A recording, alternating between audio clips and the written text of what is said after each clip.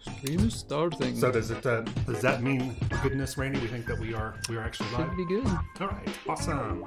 Randy, I am going to first welcome everybody. But what we do, Hello, everybody. Here to the scene here. It's a little Jedi versus scarecrows, Randy, because because that sort of thing I think happens probably a lot more than you would think. I would think so. In a galaxy far, far away. But a long time ago, because you think Star Wars, that's like futuristic, but no, it was a long time ago, man.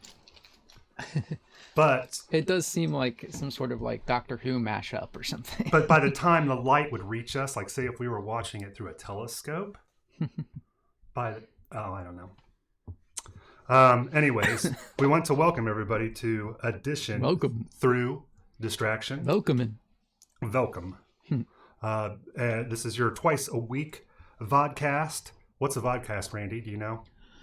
A vodcast? Yeah. I think it's similar to like a bodycast, but for the voice. Yeah. So there was a woman, I guess, from the psychedelic era. Is that not right? Who was known as, I think, a plaster caster, I think was her nickname. And she was supposedly took casts of all the famous rock stars' penises. Oh. That is, we do say a lot of falsehoods around here, a lot of parfhoods around here. I believe that one is supposed to be accurate, however. So yeah, so you're saying something like that. You think like a vodcast, instead of it being a body cast, it was a... Did I misinterpret your... Yeah, it's like a body cast, but of your voice. Of your voice. It makes sense, I got you. Right? Yeah. So this way they can put us on an assembly line and just chuck out, one after the other. Thanks for that. Yeah, I was switching the studio so I can fix it. Already. Lovely.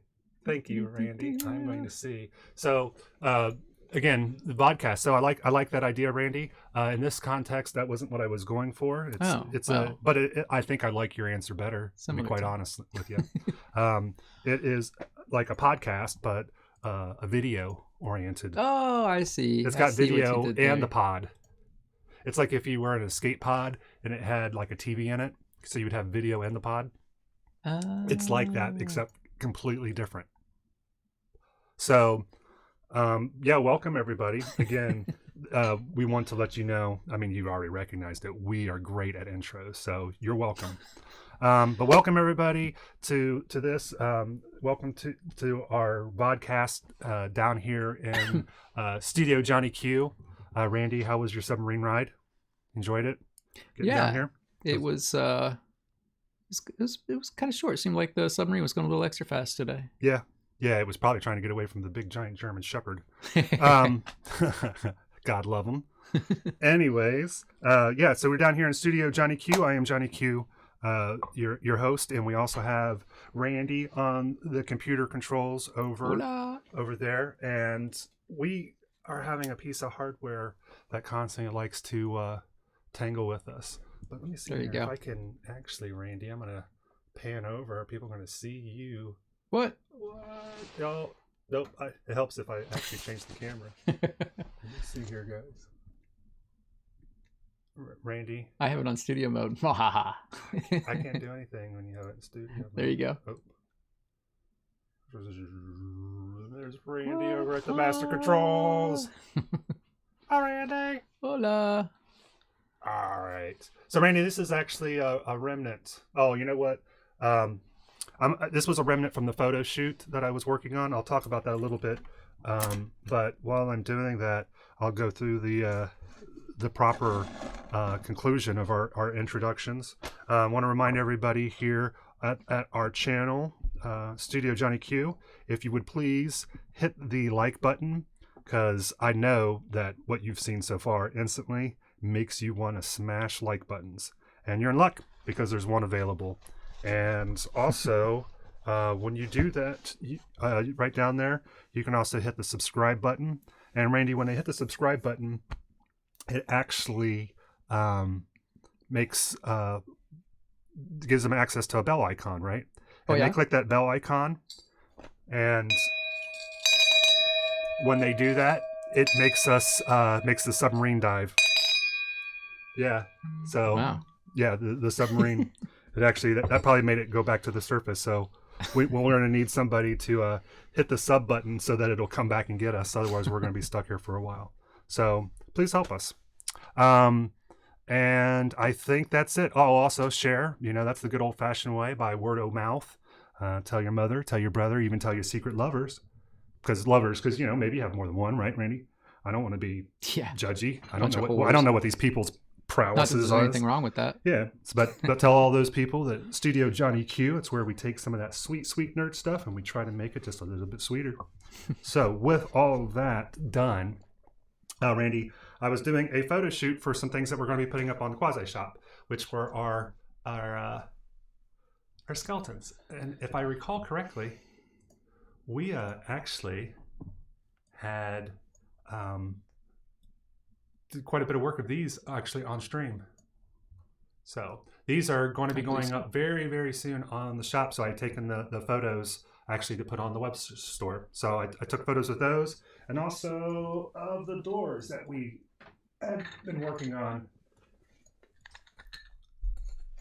And the music group?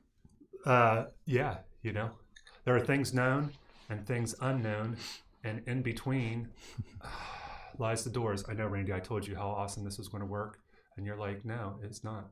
There.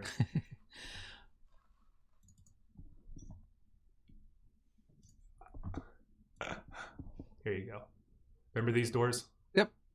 Things known and things unknown. And in between, do not lie these doors, but these doors will be lying up on the quasishop.com.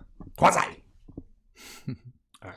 So that's why we had all this stuff out here today, Randy. I'm going to put it away. If you want to take a look at our show agenda, we can see what we have for the good peoples. Oh, I think I know what the first one is. First one, I believe, is probably Patreon. Oh, we'll show some photos, Randy, later if you are willing and able. I'm trying to throw those to you, so I'm making a little space over here. I really like this mossy block. It's really nice for photo shoots. I need to fix it. I'm half tempted to do that now. Maybe. How so? Stuff coming off of it? Yeah, I mean, I just took it straight out of the package, so I knew it was going to be a little shaggy, but a little shaggedy raggedy. But I had a plan to just coat it with water and then spray it with glue, a glue 50-50 water mix, and that should lock it in. 50-50? 50-50. But let me see here. Yep. Patreon. Patreon was the first one. So, Randy, we have to discuss. We mentioned yesterday with Patreon, and I don't know if you could even show some pictures of our new Patreon tiers. I think we got rid of those. Okay, that's fine. Oops, what's this? No, not a problem. And that's why I thought maybe having that to delete folder is if you throw things into there instead of deleting them in case you want to quick access them, you can. Let me throw some trash away here. Right. There we go. So we were talking about yesterday, or not yesterday, but on our last stream, our new Patreon page is set up. That's at patreon.com, Studio Johnny Q. I know that there are links in the doublage, what we affectionately call the cubelage. We have all of our good links down there, and it's links to the store and recommended gear and our Instagram, which we post to.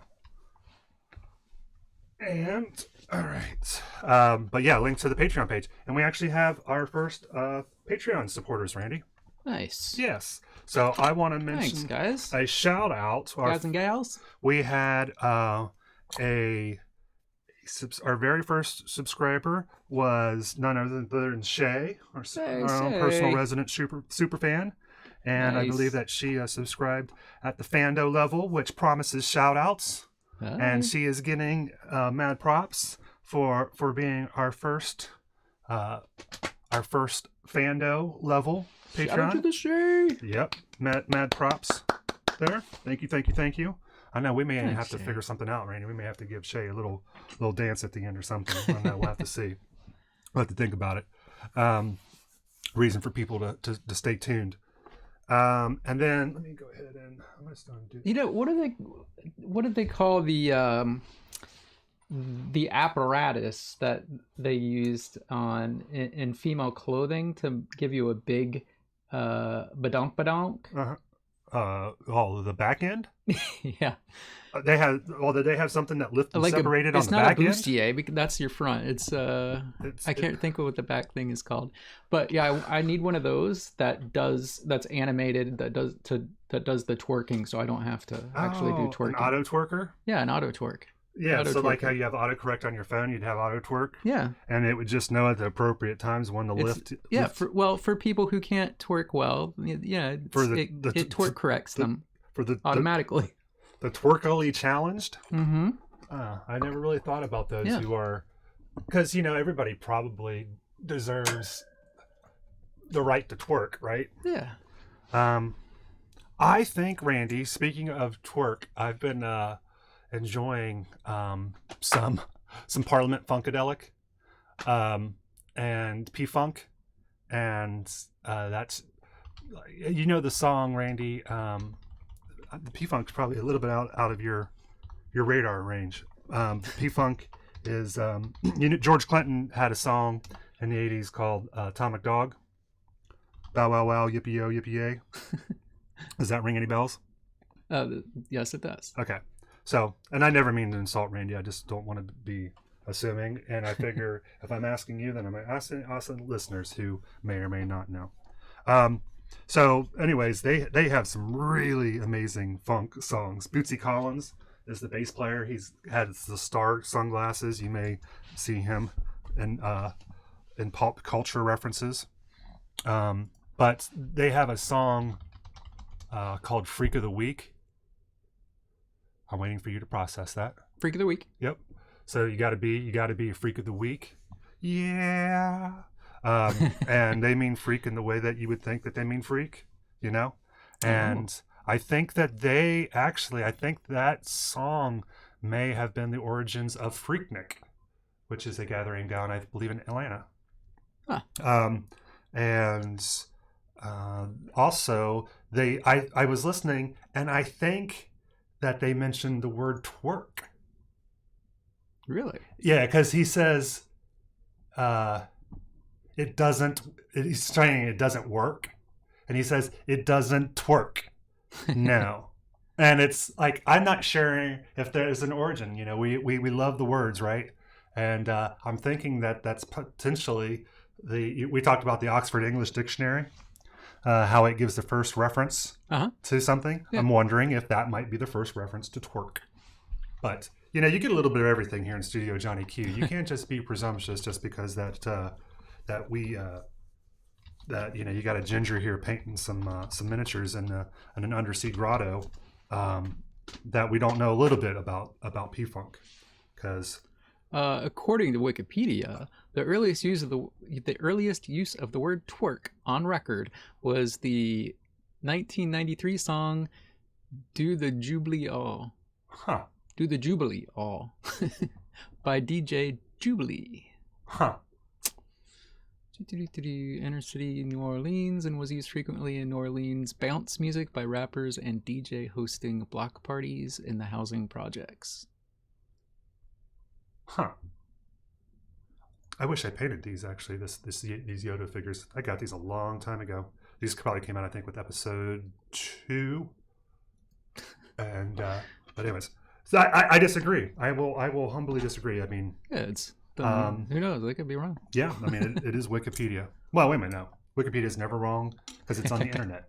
And if I've learned anything, Randy, in my years as a netizen, everything on the internet is always right. Always. Including us. Yep. Because we're on the internet now. Because we told you that everything that we say is wrong.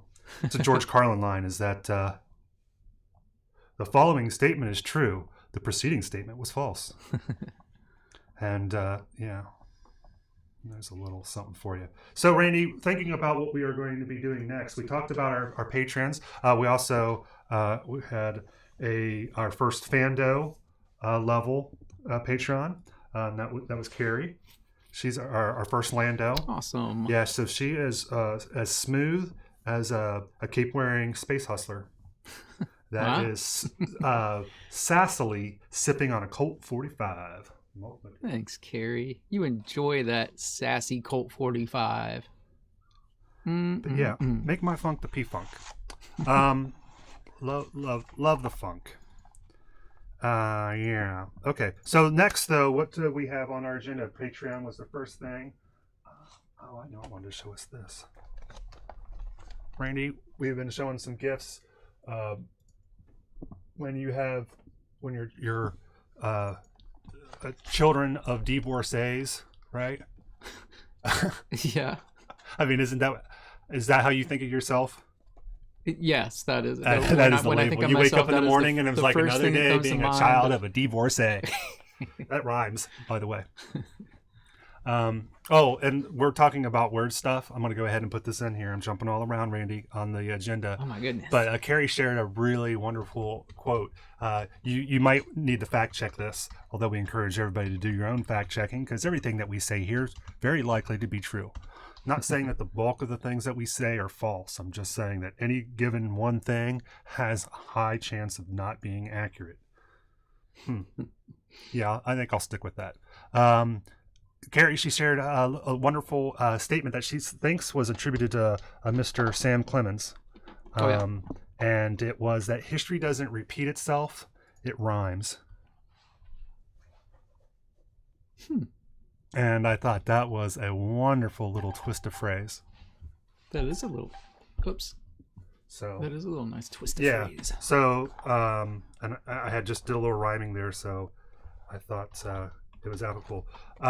So, being children of a divorcee, you end up sometimes having Christmases that are extended, right? And so we don't have to worry about getting together on any certain given day. And so you get Christmas all year long. And I had recently had Christmas with some family members, and they had got me this really cool toy that I had on my list, my Amazon wish list. Randy, here, take a look at this thing. This is pretty groovy for it's awesome. So this guy is going to I mean he's pretty decent just right out of the box, but I think we can have some fun painting him, but I need to think about it. But anyways, I did want to share that. And then one of the big things for today, Randy, that I want to work on is, as the title, today's title refers to, is laying a dragon egg. I've been wanting to make some eggs, some dragon eggs, and in preparation I had made some scales a while back, and I started to think about it. I sat here actually last night and started to think about it, and I thought, you know what, why don't we just make that part of today's stream, and you can help me, in particular Randy, try to figure out the direction that we're going to go here, because I'm not exactly sure. And that's a lot of what we do here is we're making it up as we go along, but like the doctor, we try to be brilliant about it. So hey Shay, what's up? Hey, Shay's on? Yeah. Did Shay tune in, ask her if she tuned in early enough to hear the shout out that we gave her? Did you hear the shout out, Shay? That was the Shay shout out. The Shay shout it's out. It's the Shay shout out for being a super fan of Studio Johnny Q. Mad props. She was like, she texted me, she's like, was I the first? Like, yep, you got that achievement unlocked. I really appreciated it. I sent out a Patreon, Randy, when you actually set up your account with them, they give you some tips on, this is the first step that you should take. And one of the first steps they recommend you take is that you reach out to your close network, right? And you start with them. And I did that. And Shay replied within minutes saying, done and done. And nice. I was very much touched. She's been a She's been very supportive of our studio since day one. She says she missed it. Do it again. Ah, well, we're trying. We're trying. So yeah, she's been a super fan, Thanks, and we Jay. really super appreciate it. And she keeps saying that she's going to hop in here one day for a visit. So Sweet. yeah, so I think that she'll be very likely that will occur sometime soon. So I have these. I think that's today's craft project. Is actually working on this, Randy. What else do we have? Well, so you need to you have a few things you have to decide about this. That's going to determine how you go forward with these. I think number one is going to be, is it going to be a fertilized or unfertilized dragon egg? And then you'll probably want to take into account I didn't even think about that, if you're going to have to sit on it to hatch it. So, and then like how long? Sit on it, Potsy. Yeah. That's and a then, very like, timely are there reference. temperature Randy. requirements or anything? You might not be up on current affairs. That was from Happy Days. Sorry, go ahead. I walked on you there. So we were saying whether or not we needed to sit on it. I stopped listening after everything you said after sit on it. Please. I think that pretty much clears it up. Okay. So whether we sit on it or whether we use like an incubator? Yeah, so yeah, are you going to sit on it? Are you going to use an incubator? Does it need to be a certain temperature for a certain duration? Could I just put it in the dryer? Maybe. What kind of dragon are you going for?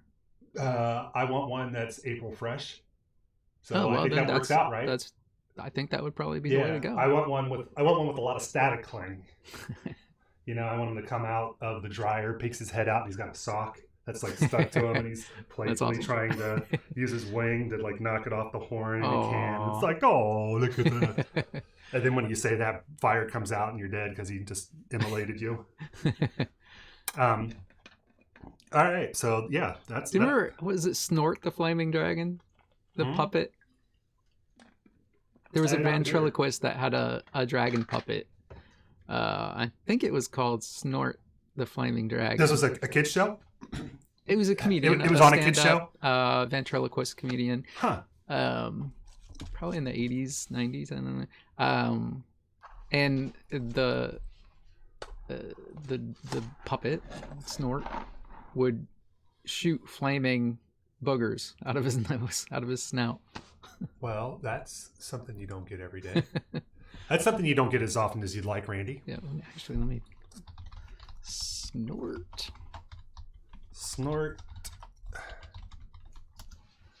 Well, I guess, it's probably a play because instead of Puff the Magic Dragon, which was supposed to be about, I think, about marijuana. What is? Then Snort could be about cocaine, which was all the rage during the 80s. All right. So I don't know. It's not coming up. I'm pretty sure it was Snort, but it's just got a Flaming Dragon Urban Dictionary reference. Let's see. Huh. Are you telling me that Snort was a dandy? I'm not repeating that. Good for you. That's why you're allowed to sit in the control, Randy. Discretion is the better part of Urban Dictionary. You filthy bastard. All right, Randy. I think I need to rock tumble our scales here, so I'm gonna work towards that. I got a box of rocks over here. This is what I got one year for Christmas because it's what I deserved, and so I'm putting these scales in here, which we use this all the time, especially good for texturing things such as. Now that I've hit this. Scorch. I think it was Scorch, the Flaming Dragon. Oh, so my drug reference now does not. He was like a teenage dragon. So Scorch. So it wasn't. It was about venereal disease. Scorching. Yeah, Scorch. Right. So this is what you can use to texture these things. So we have that. Throwing that stuff in there. These eggs now. And voila. Randy, the way that I actually made these scales, I mean, they're roughly, let's see here again, if they're kind of teardropped or egg shaped, right? And the way that I did this, actually, that's funny. This is one that from the end. So I just kind of roughly drew that shape on a piece of foam. A kite? You drew a kite? Yeah. Yeah, say something like this. This will work. Give you at least proof of concept. All right. So Randy, I have a piece of foam like this that I cut out. Yeah. And so if you imagine this on the end, I drew this shape roughly, right? And then kind of, let me go back to that same view. And then just kind of tried to use a file and shape the edges of this. So kind of whittled the whole thing so that it ended up being roughly that shape.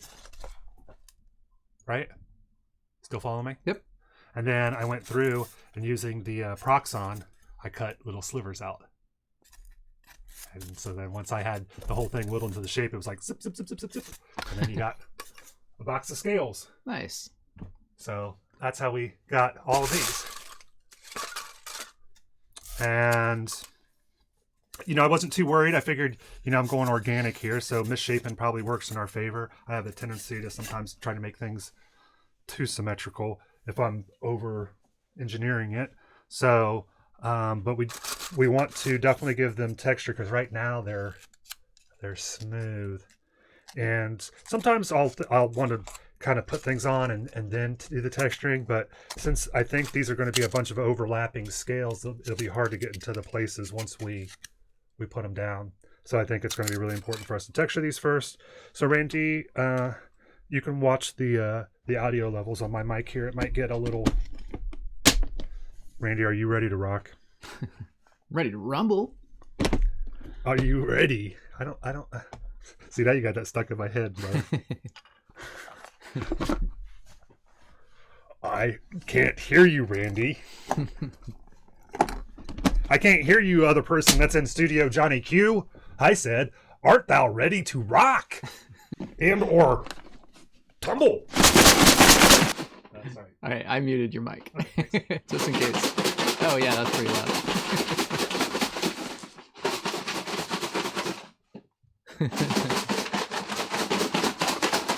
Shake, shake, shake. Shake, shake, shake.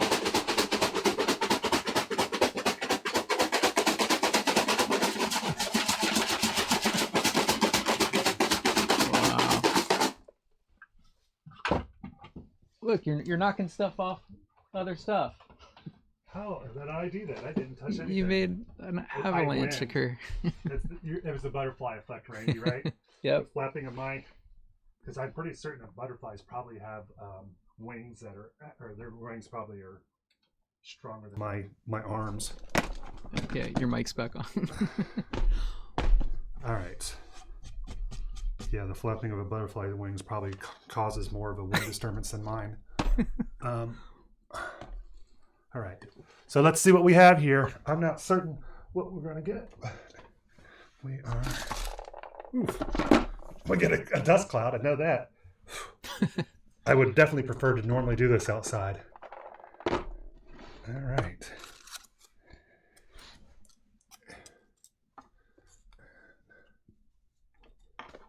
And what is it you have in there with them?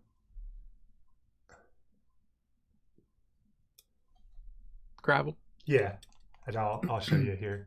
As you can see here, Randy, a little bit some of the texture that it has. Distressing. Yep. And so that'll be helpful when we're painting. So yeah, if you look here on the ceiling view, Randy. Okay. I'm gonna switch to studio mode real quick so I can try to get the pick set up. Yep. So I'm just gonna pull these out, but you can see in here,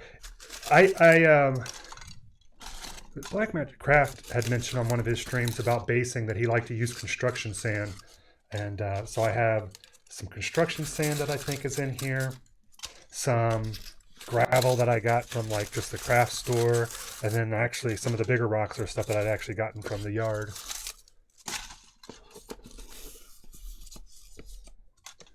All right.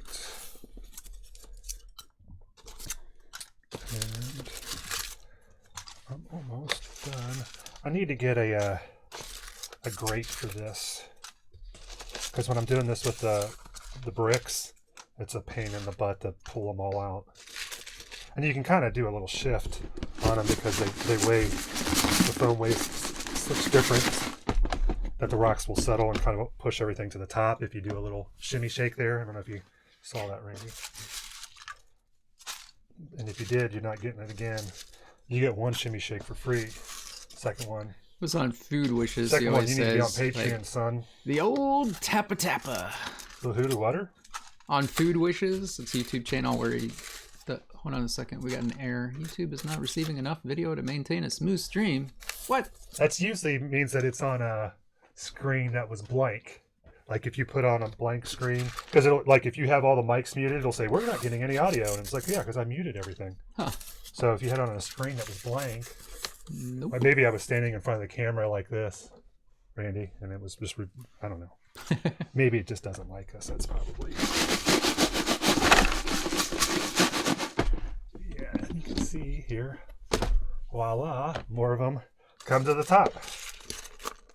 So at least there is that little trick. All right, Randy. Yeah. I don't know. Was there something else that we had? I don't think we really had anything on the talking agenda so much, right? Because I told you that today I need to actually work on this. So I do have a couple, some questions to start to ask you now that we have put some texture on this.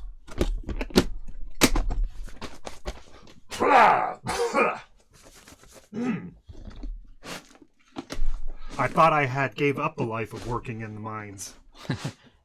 But I'm still coughing up dust. All right. Got the black lung pop. Yeah, I have to get our canary down here. I like that, the little pathetic little yelp you gave us there, Randy. So, Randy, this is kind of what I'm thinking here. It's the black lung. All right. My heart was going out to you over there. Do you still have us on the I can't do crap for Mike studio? Yes, I do. The studio. Is there a purpose for that? If so, I'll work around it. Yeah, because I'm trying to get the pictures to. So let me know display. when you can help throw some brain cycles towards helping us plan. I'll work here, contemplating in the meanwhile. One of the first questions is which end to start with, and I need the tips to show, not the butt end to show, right? So it needs to work like that instead of like that. All right. So that means that we need to work from the top down.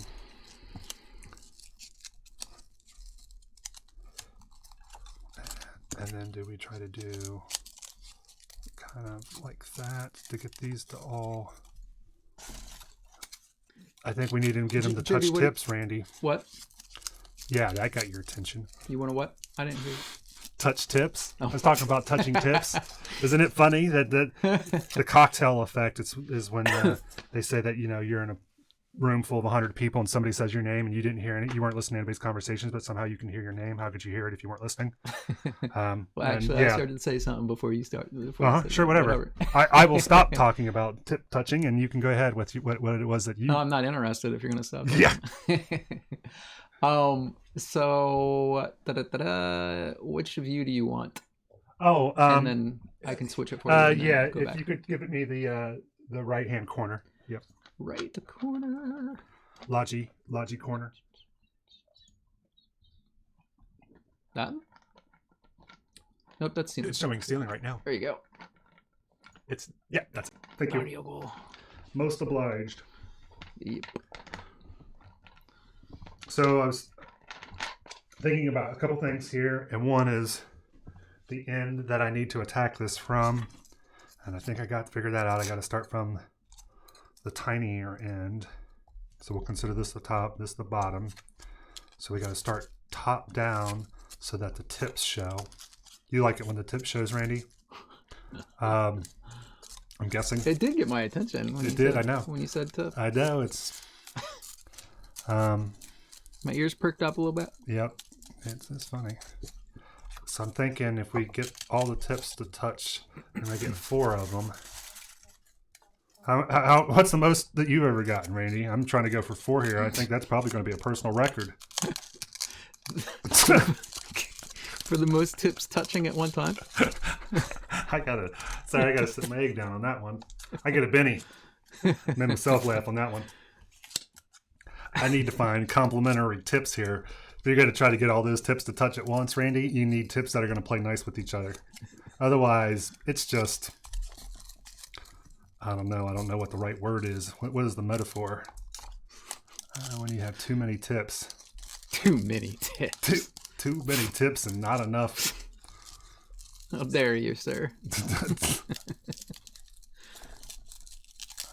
Lousy with tips.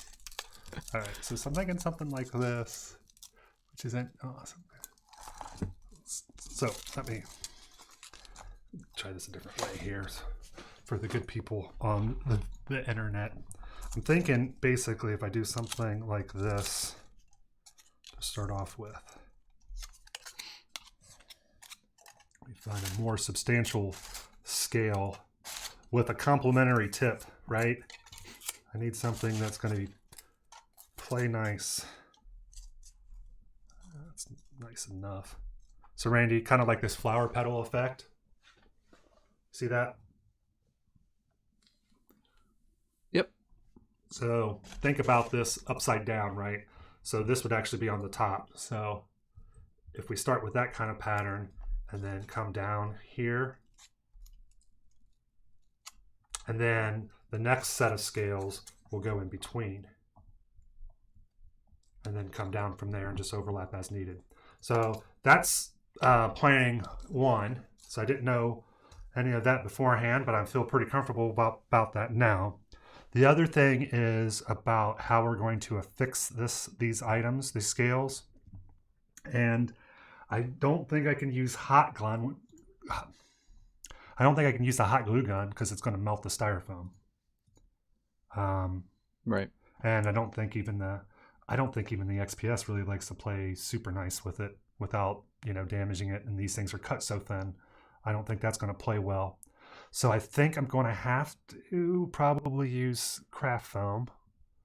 And probably have to break out a new bottle of craft foam for that. Okay. What are you using? Craft what? Craft glue. The Eileen's craft glue. So Eileen's, yeah. And I think I would have this probably listed in the recommended gear. This is that Eileen's tacky glue. Yeah. This is really good, especially for stuff like this, because you can affix it on something and it's going to stay there for a little bit. Something super heavy, it's still going to pull, but it's a lot better than Elmer's glue. So like when you're putting things that are layers, or like if I was putting shingles on a miniature roof, or brick stacking and things like that, it's nice like that and it'll start to harden, and so it's but yet it's still workable. So I think this may not be showing because I think maybe it just doesn't like being in studio mode. So let me go ahead and try to set this up and see if it.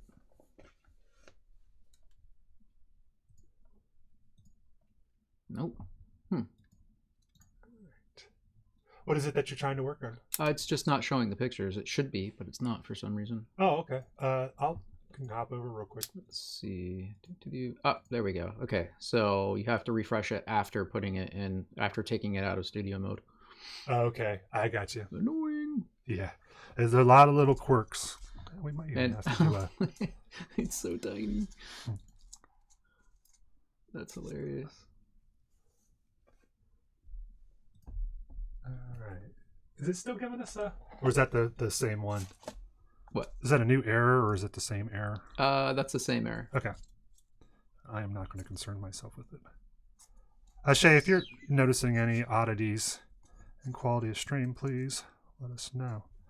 So I'm thinking, Randy, if I put these on like this, do this upside down, fix them in, I could pin them in to start with, but I need to curve them. So I could try to curve the scales beforehand but it might be better to pin them on and then maybe use like a heat gun to soften them into shape. Oh, you know, you can also you could also try sanding them a bit on one side to try cupping them, or you could use a spoon to try to like press and rub. See, I was thinking, that spoon isn't actually, I can put it on there. But even if you can cut little surface it actually needs, cuts in it on one side to make a relief, especially the parts that we're going to get covered up. So I could make a cut here so it could flare, and then this would cover up the cut. Well, if you make little, well, it'd be more work, but you can make the cuts on the inside, make little gouges.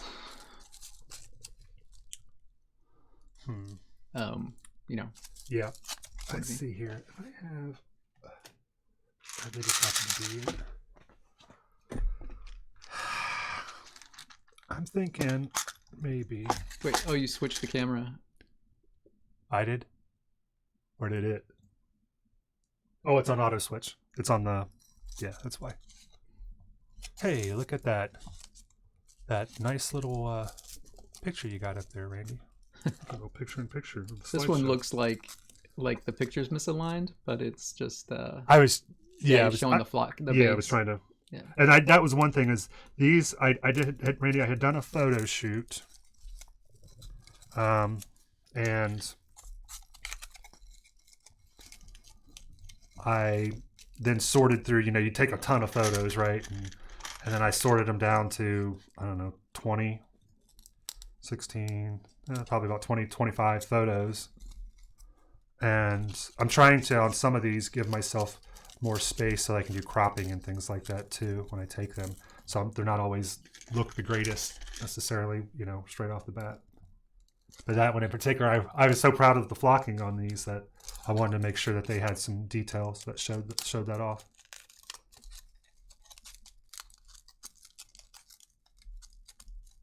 All right.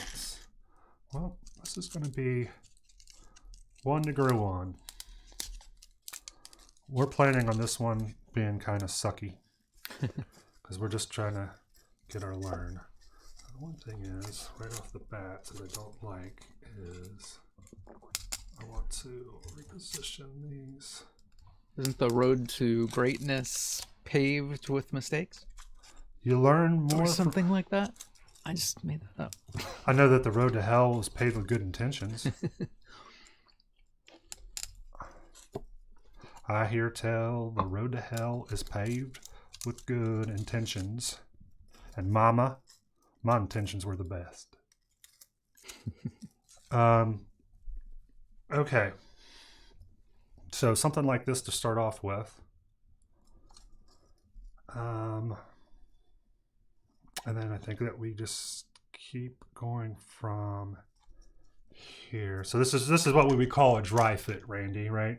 It's like when you're doing tiles, you kind of do lay them all out without anything affixing to it.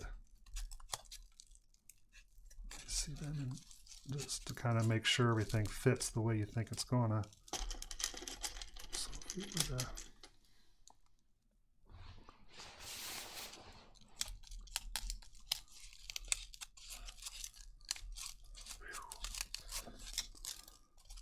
I'm going to need some more substantial pins than this. But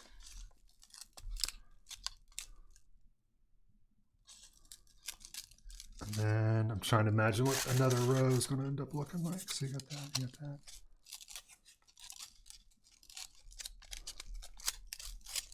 Well, this is where it helps to have a little imagination, Randy, right? Because right now, what I'm showing you looks like shite. It looks like unmitigated gobshite. Carrie, she's always listened to audiobooks and she loves accents. And she's especially fond of like Scottish and Irish accents. She finds them to be rather lyrical. And I agree. And so she'll, every once in a while, she's like, oh, listen to this. And that was one of them. It was a Scottish one. And it's like, and that was a load of unmitigated gobshite. And I was like, okay, I need to keep saying that because that needs to be part of my vernacular. Okay, So I'm going to need pens, Randy, that are longer than this. These aren't going to be long enough. Need some haberdashery pens. Yeah, some haberdashery.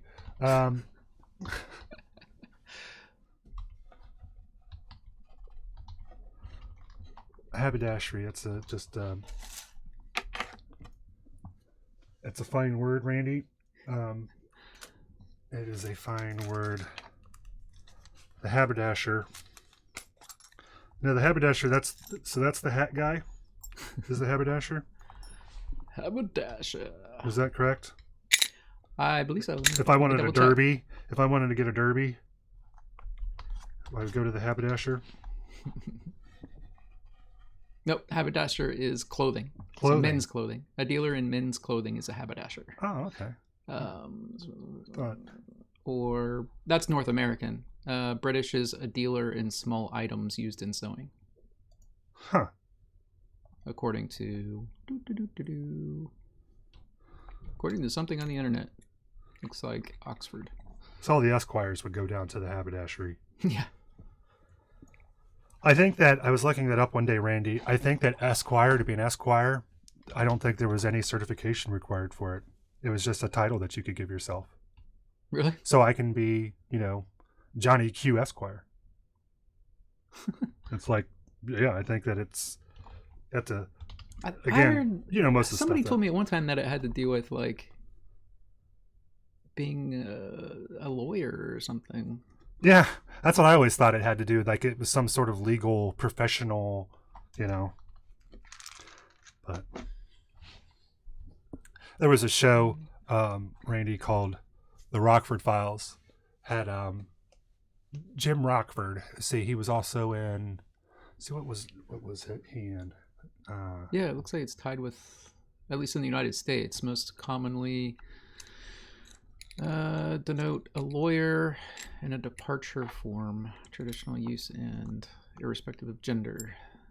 So what are you finding out there? It says in the United States, Esquire is mostly used to denote a lawyer in a departure form, or in a departure from traditional use, and is irrespective of gender. Huh. In letters, a lawyer is customarily addressed by adding the suffix Esquire, preceded by a comma after the lawyer's full name. But why?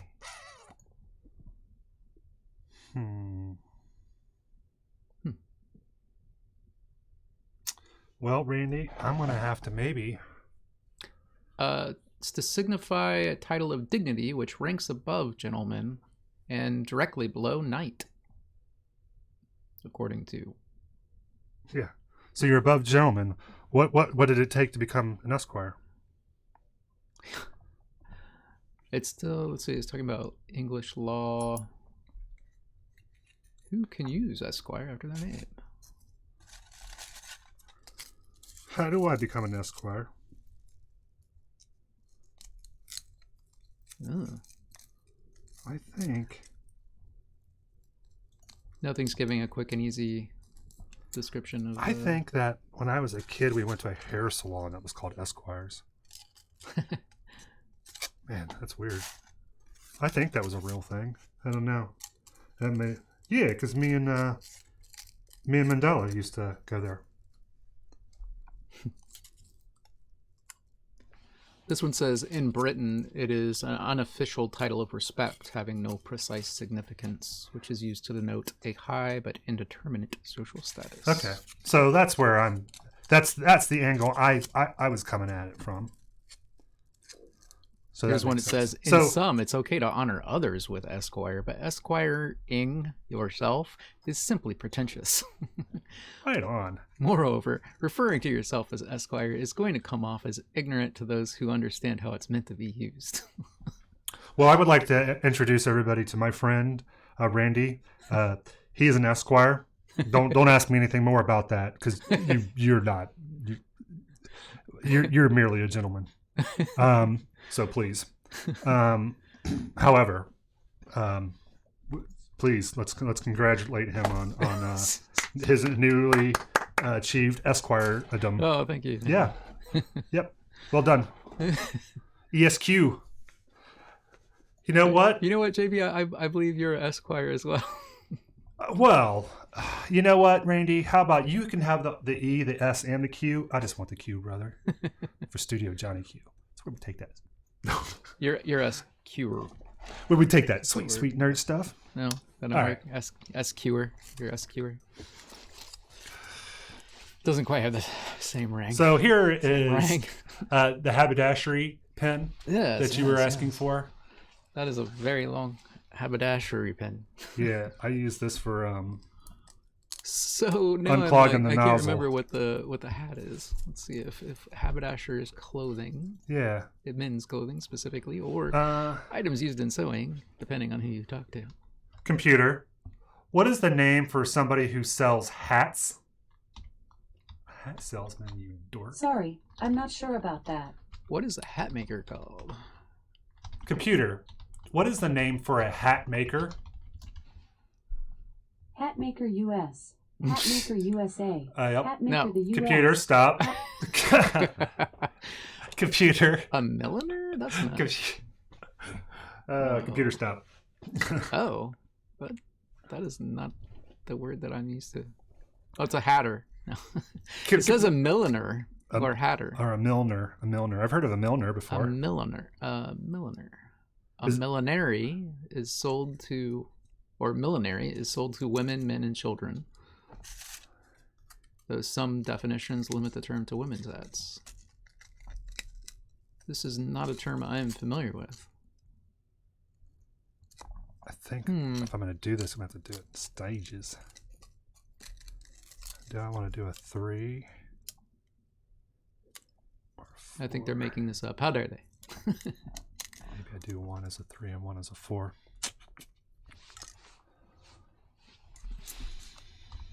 Well, Randy,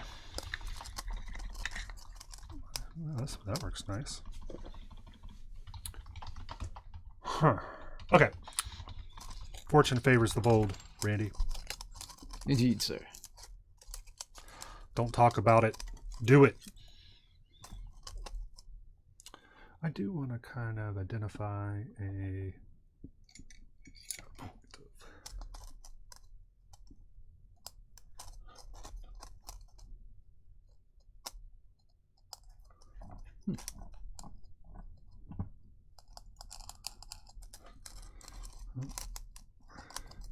For our purposes, that's going to be our center. Not perfect, but what is? All right, so Randy, I think it's time for us to open a new bottle of tacky glue. We do highly recommend this and use it so much that I've emptied my last bottle. Randy, we had worked on making a holder for our glue, and I had that somewhere, and I moved it. I can't find it. Here's our old one. This is the old holder of the glue. Sorry. As you can see, it kind of works something like... JB, I mentioned Scorch the Dragon earlier. Yes. I'll give you... Here's a picture. Ah. Oh, okay. What's that guy's name? Is that Donald? That's not a very young Donald. No. No. Ron Lucas. Ron Lucas. Oh, that was George's son, right? Not true. Looks like he had... Oh, he had his own TV show for a while. Scorch. That is a hell of a puppet. CBS 92. Yeah, especially when you consider the fact that he could shoot flaming boogers out of his nose. Bogies. Boogies. Troll bogies. Got 3 episodes. CBS 1992. There's that. Oh, there it is. Moved it up to the CDs.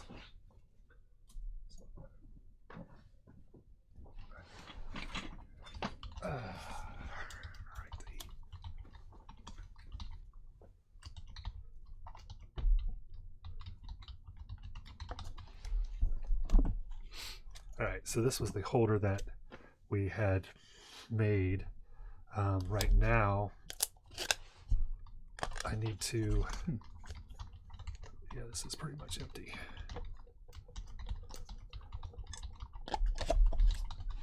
So we have. Can you get a chance? Give me my screen back. Oh yeah, 1 second. So I need to add some weight to this. We had talked about using some of these plates.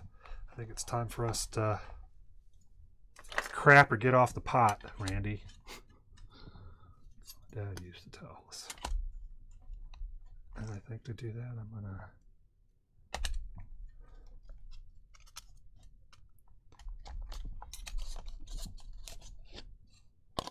Let's see here. How many of these I want to. I can always glue on more.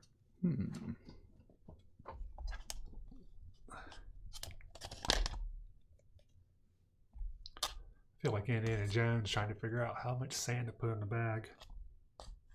It didn't make any sense, did it, Randy, and Indiana Jones, when he filled a bag with sand?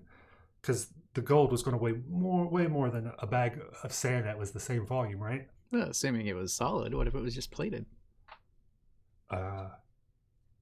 It should still weigh more. No, what if you're it was right. made out of styrofoam and Maybe it was just like a coated chocolate with covered. gold lament? It was chocolate covered Or, gold, and that was gold just foil. gold foil. It was like chocolate. Yeah, it was a It's like a hollow choc- yeah, chocolate yeah, it was a- idol. Yeah, and that's just the wrapper. It was just a gold wrapper. It was a Cadbury. Yep. Always bringing up strong points, Randy. I think I understand things, and then nope. You provide an alternative perspective that is much needed and much ballyhooed.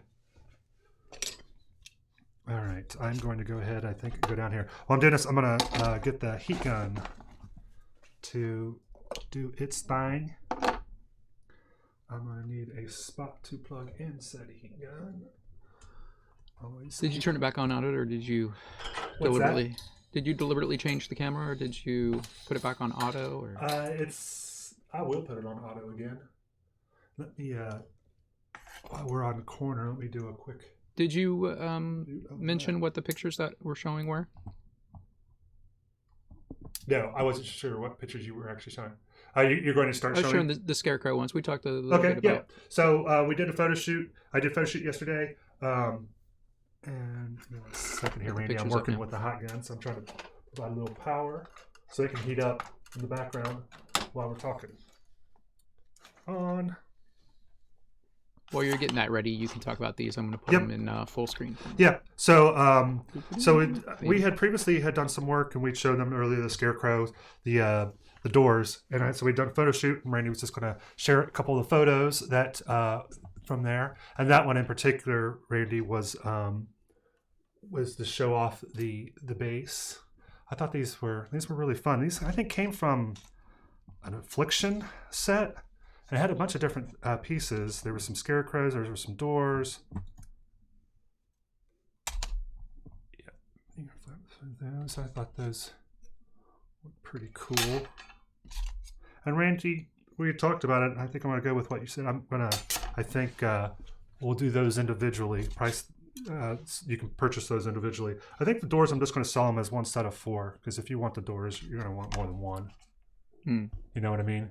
Mm-hmm. And a set of 3 would be nice, but then I would just have 1 left over. So I think I'll do those, sell those all just as 1. And then also it gets hard to, because on like the website, how do you catalog it if they're all individually sold? You know. Whereas like with the scarecrows, they all have a different color, so I can say that there's one pink, there's one orange, there's one green, there's one lime, you know, and that can take care of itself. But I couldn't do the same. I didn't know how to separate the doors. You know what I mean? I have a total quantity of 4, but you don't know exactly which one that you're going to get. And, Oh, just write a number on the bottom and column 1, 2, 3, 4. yeah, I mean, it seemed like it was a lot of extra work, and then I have to make extra listings for them in particular. You know what I mean? Yeah. And so, and since it's not something that it's something I realize when I'm doing things that are one-offs, the work that I put into things like posting them on the website, I mean, it's a one and done, right? It's not something I get repeated value out of. So if I spend a lot of time making a really cool description for something that you sell for $10, and then you're done with it, you spent 5 hours coming up with a really cool description, you didn't make any money because you spent all your time. You know what I mean? Mm-hmm. So some things it's like, oh, I didn't really think about that so much, but I am now. All right, so yeah, I thought I was really happy with the way that these all came out, and so I put those on. I'd made some cornfields or fields, harvested cornfields, I guess. They're made out. This is a bamboo floor mat cut. Learned that from Mel, the terrain tutor. Or Sisal. What's that? Was it Sisal? Sisal. Sisal rug? Oh, it was, Sisal's a natural fiber. maybe. Will frequently be used in that sort of. It could have been. I was thinking it was bamboo, but it could have been sisal. Maybe it was alfalfa or some other sprout. Hey. Hey, what? Oh, no, I was saying it was hay. Oh, hey. All right, so let's see. Do we got any heat coming out of our... Not. Yeah, so I'm not certain how this is going to work, but we're just going to alternate holes. Ooh, man, this is dry. Wow. Man, that like instantly... I'm going to have to do a better job of placing these when I use the hot glue gun. So Randy, can I get back to a corner view here? Yeah, so Randy, that's going to be up on the shop hopefully by the end of the week. I'll get those up because I still have to do the descriptions and then put them into the Shopify is what we use. You can switch it whenever you like. Yeah, it's already switched. So you have them up in the yeah. So I had put some hot glue on this, and I thought I could put them on and then slide it into place. But once I put it on, man, that thing was pretty firm. I was shocked. I'm not sure. I think it might be because of the coolness of these that it maybe does something. Yeah, but big heat sink. Yeah. All right, so I'm going to want to position this a little bit better.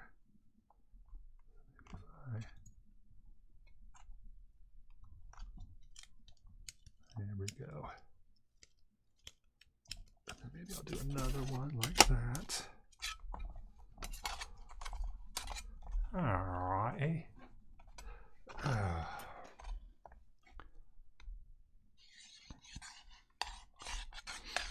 All this just so we can get to the start eggs.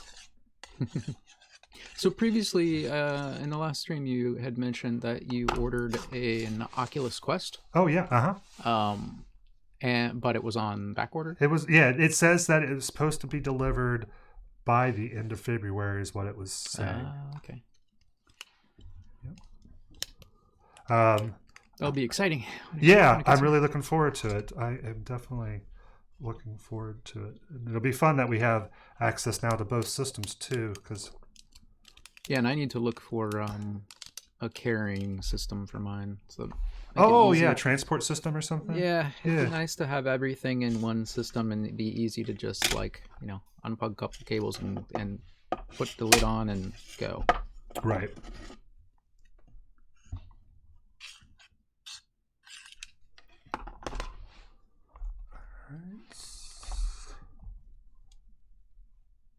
If nothing else, I need to get a charger for the handhelds. Yeah. Yep. All right. Well, looked briefly into the gun. For the PS4 VR gun. It was looking like it was $50 just by itself. Yeah, the accessories, they really don't do you any kindnesses with those. All right. VR aim. All right. This did increase the footprint a little bit, but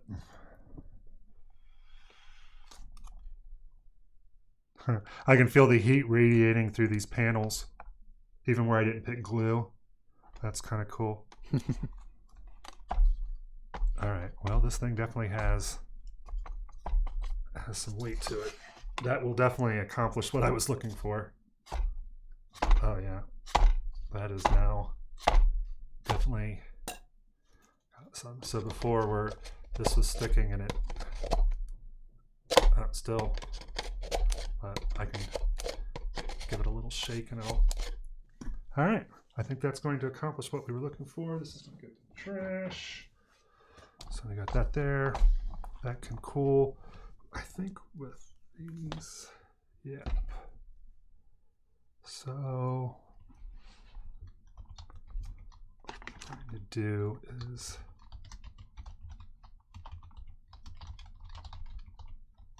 hot glue the tip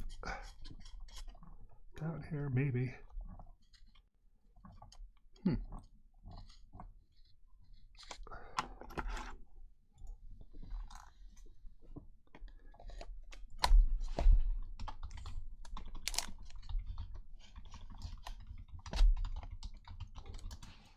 Right. So, Randy, you see I ended up taking the tip off of our new bottle and placing it down in the hole that we had previously set aside for the nozzle. So that should work pretty good, actually.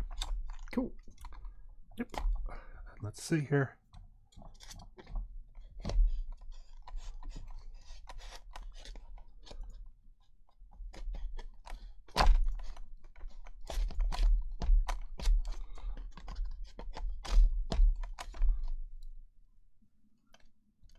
Nice. Still has a little bit of lock on it. I may need to add more weight, which is hard to believe. And it's not fitting right. Oh. Did it move when the glue dried? I think the glue ate through the foam and compromised the structural integrity of it.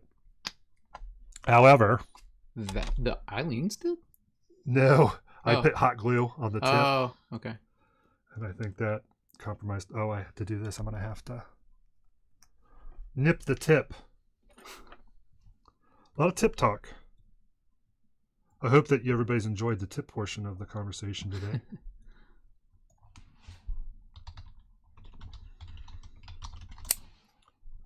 I've heard it said that it's one of the greatest lies that men ever say, Randy. What now? I hear people say that the greatest lie that men ever say is just the tip. Oh. Yeah.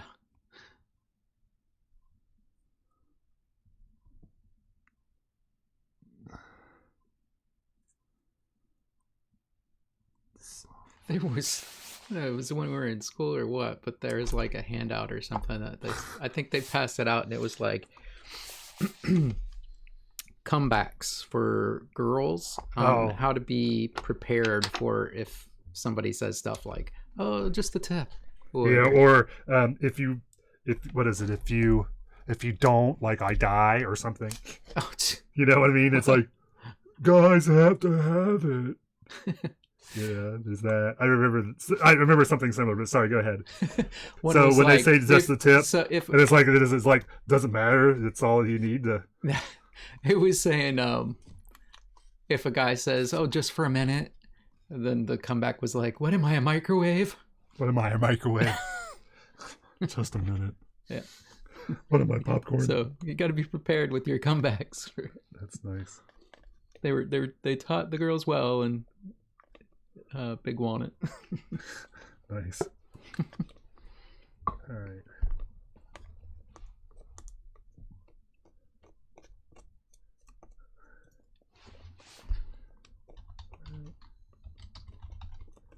All right. I'm not completely happy with this, Randy, but it is what it is. That's funny. What am I, a microwave?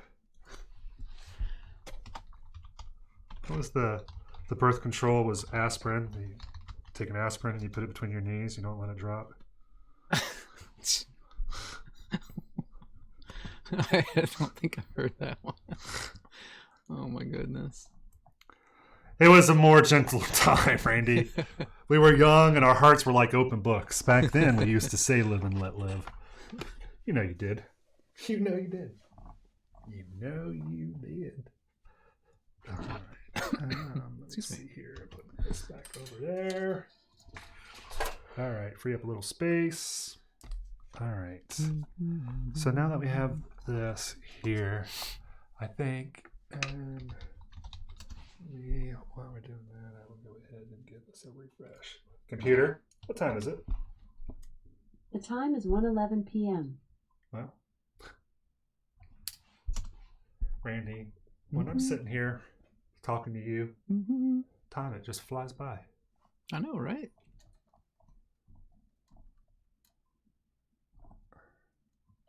They say that you're doing the right thing when you're not. I think that's what they call flow, right? Well, that's... Apparently, when I saw the aim gun for PlayStation VR for about $50, I thought apparently that one must have been a really good deal, and I should have got it then. Yeah, because apparently it's more like 70 or 80. Or if you buy it, they want to sell it in a bundle. So then you're like, a lot of these are like 100 and something. What? That's crazy.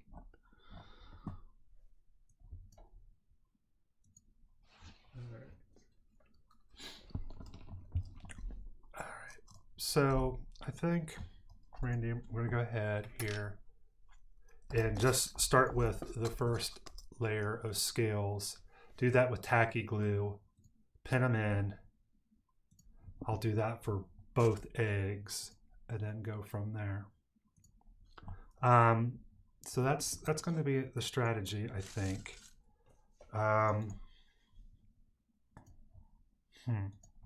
While I'm working on that, can we proceed to the mental health minute? No. Well, I will describe it anyway, and then you can decide when you want to get the stick out of your hindquarters, or maybe we'll get lucky and it'll just fall out on its own. Not holding my breath. So the thing for today's mental health minute. Oh, one I just want to mention is like the mental health minute is something that we do here on usually in the middle of the show, and it's just as a shout out to people who are afflicted by various mental ailments. You and I personally have some experience in our own lives and the lives of friends and family, and have a very strong appreciation for that. I personally deal with a lot of anxiety issues, and so we like to take this moment to help just normalize the kind of the experience and let people know you're not out there alone, and we share some of our own experiences and so forth. So with that introduction, did I put a note for today on the mental health, didn't I? Could you do me a kindness, Randy, and take a look? You don't have anything highlighted. You have data redundancy error? Yes. That's, yeah. So I'd mentioned this to you before, and I don't remember if I mentioned it on the stream. And if so, I didn't care because I wanted to mention it again because it's something actually I've been thinking a lot about.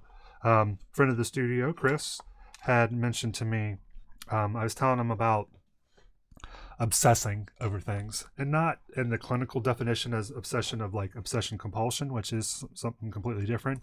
People use that term pretty casually, right? But it's something quite different usually than when people, say, "Oh, are you being OCD?"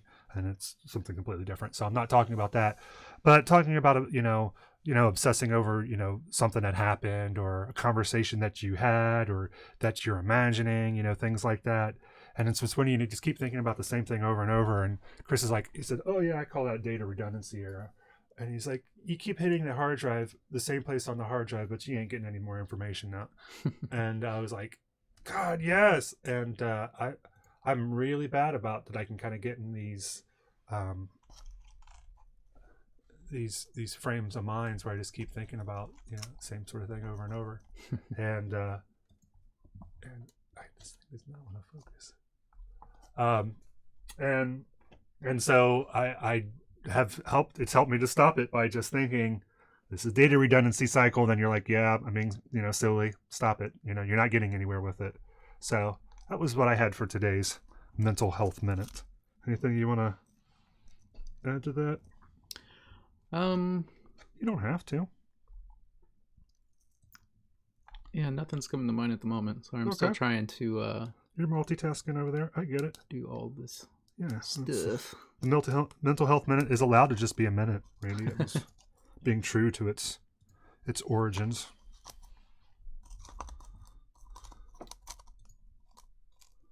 Just to remember to be kind to yourselves. Yeah, indeed. Indeedly. So I'm putting these first four. This one I'm going for a four leaf pattern. Here.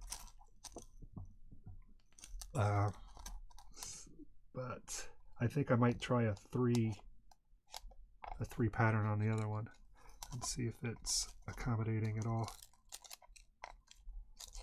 Man, this is a little trickier than I had. What is that green thing on top? Oh, it's just a thumbtack, just different thumbtacks. That's funny. Yeah,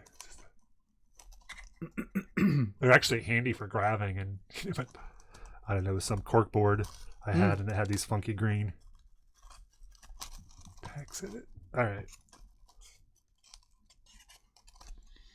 I want this to be,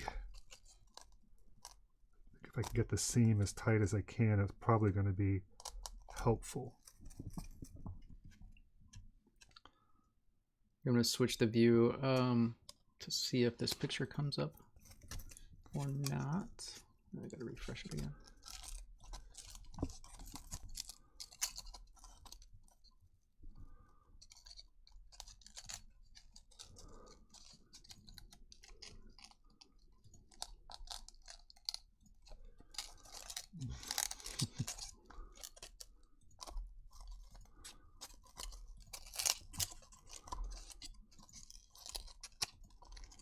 Yeah. So there you go, JB. Hold on. That's Scorch, the teenage dragon.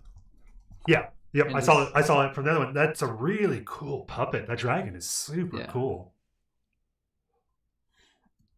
I mean, I could do without the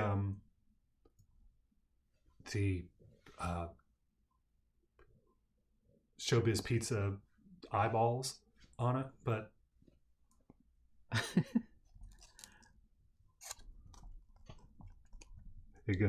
it's a little uncanny valley, I think, for me. But it's cool. That was a really cool puppet, especially for the time period. Yeah, he was awesome. Yeah, it's like when you show me that, it's like, I think I have seen that before. All right. You have something on what you playing? Board games, Conan Beyond the Monolith game engine? So there was actually Games some Failed? Kickstarters. I have been wanting to talk to you about some of the Kickstarters. There's 3 of those things. That was one of them, and the Kickstarter actually failed, and I'm super shocked on this. The Conan one. It's done by the same people that did. Let me see if I can. Over here, they might be able to see it now.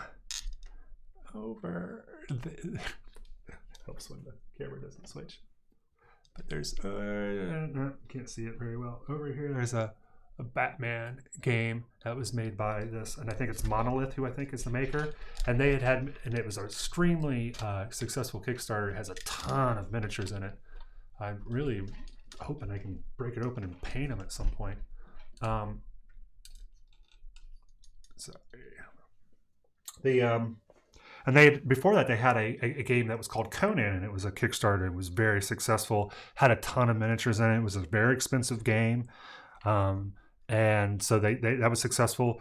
The Batman one, it was successful, and they realized that there's a lot of these things similar to like say Zombicide. There's all these versions of Zombicide, but it's the same game. It's just kind of basically a reskinning of it.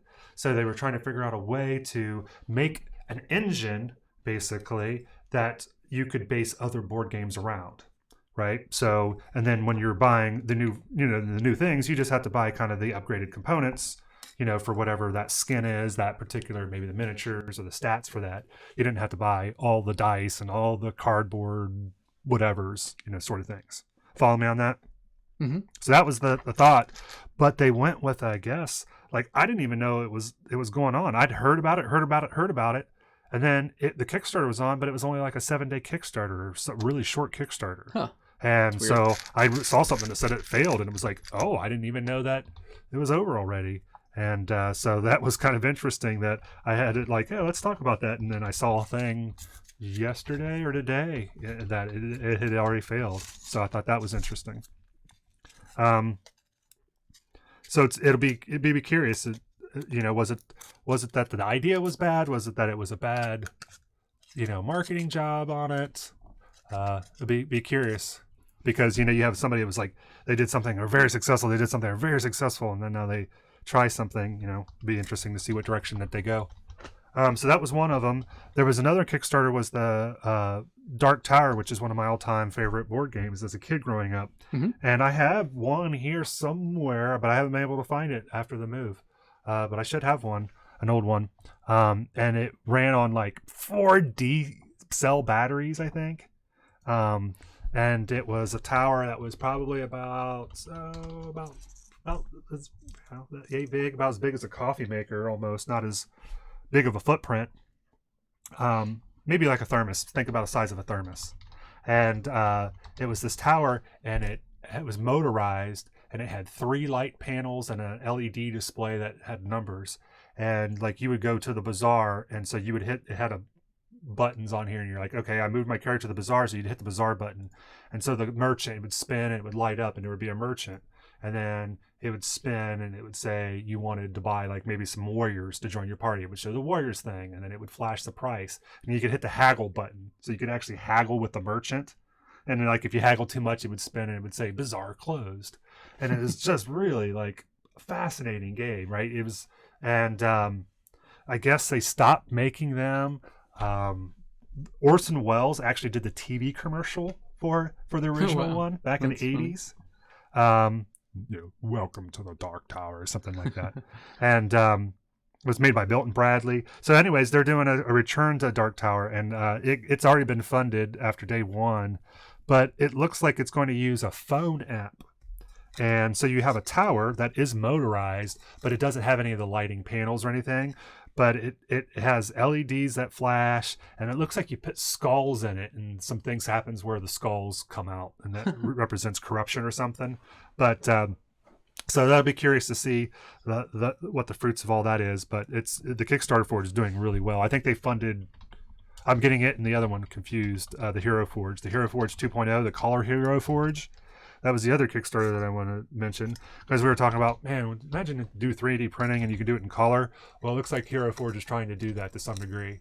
And it's a little bit confusing, I thought, on their Kickstarter at initial glance. Yeah, because I was taking a look at it, and I'm like, what do they mean? Because they showed 3 different ones. They're like, you can get 3D printed in color, and then they also talk about hand painted. And so you see pictures of them, and it feels kind color, and then they say web, and I'm like, what the hell do they mean web? Say that again. They showed 3 different pictures. One of them, like, as if these were the 3 different types you could get, or comparing these for some reason. So one was hand painted, one was the color print, and the other said web, or something along those lines. Oh, you know what? I think Randy, yeah, they're saying that's what, like, if you're using the thing online. Yeah, that's what it generates. And I think you can also output those as like a 3D model. So that's what it looks like when you generate it on the web. Oh, okay. that's because you use the web as the tool, right? So I think that's what they were saying was the first picture was this is what this is what it looked like on the web using the tool generated. This is what it looks like if it was 3D printed. This is what it looks like if it's professionally hand painted. That makes sense. I do remember that now that they did show the three, and that because some of the times they're showing you the 3D models as well, which that's not what they ever look like in real life. Although they're getting more and more, 3D printing technology is amazing. All right, so we are going to work on. So yeah, that Kickstarter, I think that one funded in 20 minutes, which that doesn't mean anything because you can set your funding level at whatever you want. And if people only reach their level of funding, that usually means that they failed. The Kickstarter failed in a way because you usually set that low. So you can say it funded in 20 minutes. But I think it reached, I think in day one it was at like 2,000% funded or something like that. So it's doing well. And they did have an early bird special, so we'll see. We'll print one up, Randy. I'll let you maybe do the design on that one, and we'll. For what? I did back that Kickstarter, and so we get one printed collar model. Oh. So we can see it. Just I figured it'd be good. We can see what the quality is, right? That's cool. And they had an early bird special. If you backed it on day one, you gotta. Oh well. So since it was there, but we did back that. So maybe we'll let you design something. They got a lot more options since the last time when we did it, because you and I had actually spent quite a bit of time when it first came out, right? Designing some figures. And that's actually I got into painting. I mean, a lot of what I'm doing right now was because I had made a figure on Hero Forge because I couldn't find one, and I was playing a human monk and I didn't find one that was cool, and I could make one that was cool on Hero Forge and printed it, and I was like, oh, I want to learn how to paint, so I need to learn how to paint my model. I don't think I have him down here. He I think he's upstairs. Yeah, Keyspank was his name. He was a monk, so he was the monk Keyspank. And then the other people in his order, they all have the same like first name, like Key, but you had Key Business, so he was the monk Key Business. You had Key Shite, so the monkey Shite. He was part of the order, but anyways, I digress. And so Hero Forge actually, it's kind of funny. His origin at a lot of this craziness that I'm wrapped up in currently. So it'll be curious to see what the level. I'm a little bit underwhelmed, but I'm impressed at where it's at. The technology is at, but it still isn't what people want. I don't think. I think you're still going to have youngins overseas that will be painting a lot of miniatures. This isn't going to replace that. You know what I mean? Yeah. A lot of it, I think. All right. So I think those were the. Sorry, I kind of stopped while I was thinking about those. Those are all really interesting. We love the Kickstarters. The Randy, little tease coming for any of those that are still tuning in, listening. There was a Kickstarter, and I believe it was called Hagglethorn Hollow. Maybe you could verify that for me.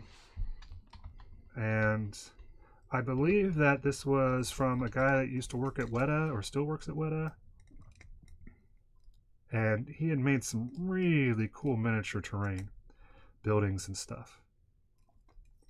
And I believe that is shipping soon. So I'm super excited. And I don't remember fully, but I think I may have gotten the painted versions, which I don't normally do, but it was very cost effective to do. Are you now, this is this the town from, or is there a version of the town from Labyrinth? Now, see, that's what I thought that, because that's what it looks like when he had showed it. It's very similar to that. Yeah, if you pull up on Tested, there was a video done on Tested, and I think that this guy was showing some things that he was doing for like considering doing a Labyrinth miniatures game. And then I think that they ended up not going down that route, but I think he ended up doing these towns instead as a Kickstarter. And they're gorgeous looking, and they're modular, Yeah, they right? are. So the tops of these come off and they'll fit on the other buildings. They're all meant to be kind of interchangeable pieces. Mm-hmm. And so I think I ended up, Randy, and maybe you can share one of these, but I got some of these buildings, I think. Yeah, so you can see that these are the tops, right? Or, that's the top. These are some of the pieces, the ground floors, and you can fit them in different configurations. So yeah, I think I got something of this. I don't remember exactly what it was, but I'm super excited. I didn't get that one because that one was like, although it was New Zealand currency, and I don't know. I'm not up on my. Let me see. I'll figure this out, Randy. New Zealand, the type of money that they use is they use guineas. Computer. I thought they just paid with everything with Kiwis. Yes. Computer, what is the currency of New Zealand? Computer, what is New Zealand's currency? And The official currency of New Zealand is the New Zealand dollar. Oh well, you racist. It's the New Zealand dollar, you racist pieces of filth. Worm-ridden filth. Brown chicken, brown cow.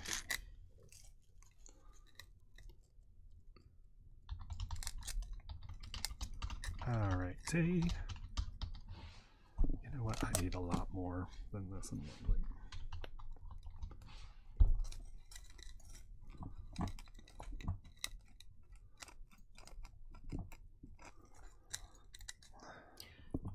So I was trying to show a picture of the Dark Tower board game. The original? I assume so. Looks like it. I can tell you. But it's not coming up right. It's distorting the picture really bad for some reason. Only showing a that a is portion I of can it. see it. The one that's left of the Hagglethorn Hollow. Yeah. There. Yeah. And so this Kickstarter that they're doing is called Return to Dark Tower, and I think it's made by some good people, and they had also done another successful Kickstarter. So I'm hopeful that that there can be some goodness that comes out of that. That would be neat. That would be cool. Transform.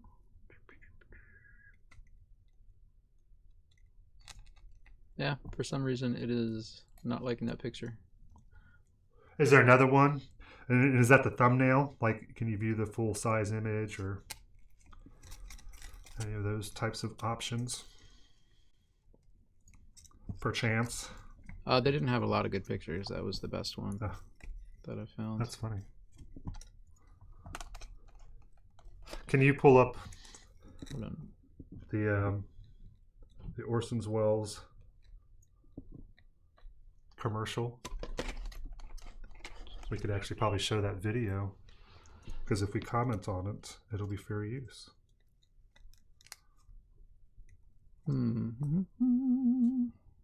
Still trying to get the Hagglethorn Hall. Yeah. Hagglethorn Hall. So this is kind of what we ended up with here at the start of our eggs. And this one I went with a 3-petal. This one I went with a 4. I'm going to let these dry, and then the next step will be to pin this part down, glue it, and then go from there. I think I might try to put heat on it just to soften it a little bit. I don't know. This is going to be we're going to have to learn together on this one. We're going to have to figure this out as a team, Randy. We need all of our friends and family of the Johnny Q Studio to help us, I think, on this one. All right. So on that note, let me transition away from here. I did have something else, Randy, that I wanted to show, and I think we may have showed them, but I want to work on them. So let me move these out. Why does it keep randomly switching? Put these over here.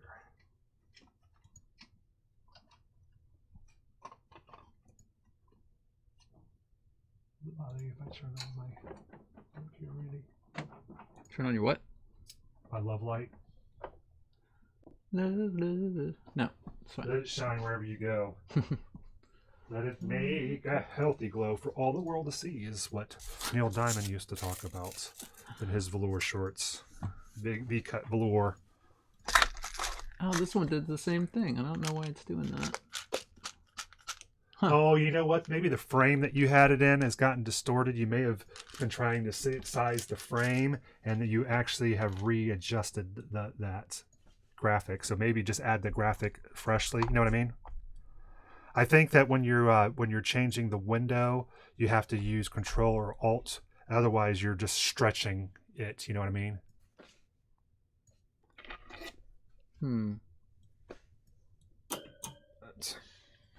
Let's see here.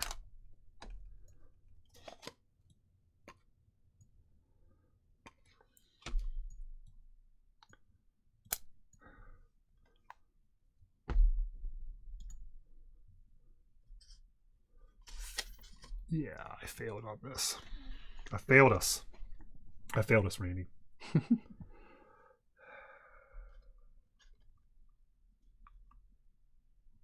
That's good. The struggle is real. There we go. Where do you go from here?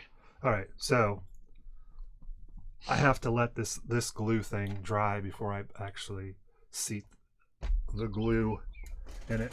But that's okay, because I'm done with glue for the time being. And I will set this also over by our heat lamp. Because what had happened was inside of here where I glued this, and I put this in, there was so much extra glue that I was afraid that when I pulled the glue out the next time, it was going to be stuck to it and just rip that whole core out. And I don't want that to happen. So I'm going to let it just be as is, dry like that, and then we will go from there. Alrighty. We will put that. Well, I'm just going to show this because it's And like I said, you may be able to rescale the window. I've been moving that around different ways, and I Okay. got it at least to show this much of it, but that's as much as it seems to want to show. Yeah, because if you hit Alt and you drag, especially from the right-hand side, Oh, there you go. Okay. yeah, that lets you resize them. Now, it doesn't want to seem to do it from the ridiculous. left-hand side. You can't drag it from the left-hand side, but yeah. That's... What just happened? Did you... I didn't do anything. You can hit Control-Z. Hit Control-Z and see what happens. Well, no, I didn't do anything, so I don't want to hit the Control-Z in case Well, something happened. it undoes something that I did that I wanted it to do. It looks like, is the auto switcher on? That shouldn't be able to affect it during studio mode, but it looked like... is. Yeah, I think It's not now. Okay.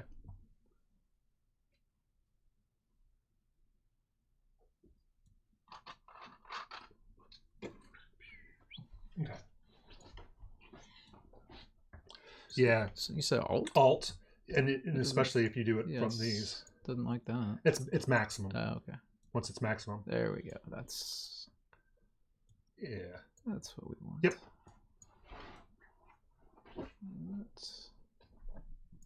Okay, And that's that like works. a lot of times, Brandy, if you just right click on it and you say fit the screen. That's what I was doing. Oh, and it was. Yeah. And That's where I was starting. okay. And I guess it just still doesn't like the. Yeah. Grab one of these shirts, Brandy. My Sith Lord cardigan. Okay. So that's a representation of some of what they were doing for the Hagglethorn Hollow Kickstarter. And it was looking like it was saying that it is Tabletop Troubadour Games. Okay. Created by, but I think Yeah, and there's a video. it is New Zealand. I think that and it's Wellington. I'm pretty sure if you that can it's, do a Google search real quick for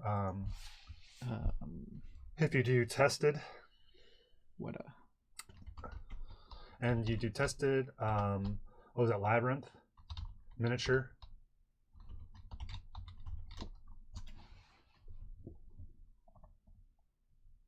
yeah. So are those people different people and I've made them the same in my mind? It's that What a Sculptor. Is that the same person that's in the Kickstarter?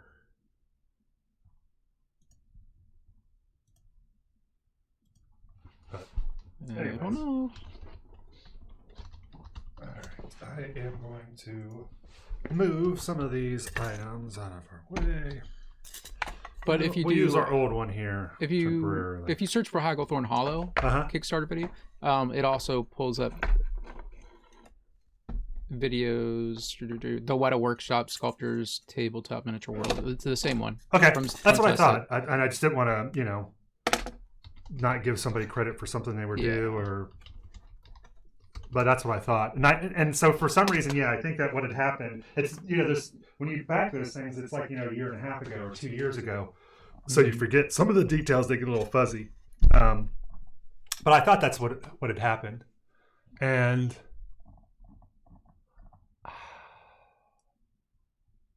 yeah. So we've got I think we at least get 2 of those pieces, Randy. I don't know if I know if I got all of those. But I think we get 2 or 3 of those pieces of the entire buildings. And I think they're gorgeous looking. I'm super excited to see what they look like. Yeah, they look super cool. Yeah, they look super cool. And there's a lot of nooks and crannies, and that's why I'm pretty sure that when I got them, I got the painted ones, because I was like, that's just going to take a long time. But okay, so we have this. Let's move this. I need to put this back into a tub, but I need to actually.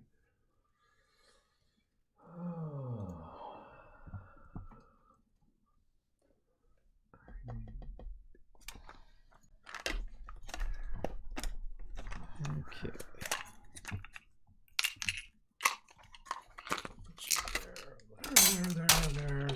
There. All right. There. It's there. That's out of the way. Kick you to the side. All righty. There was.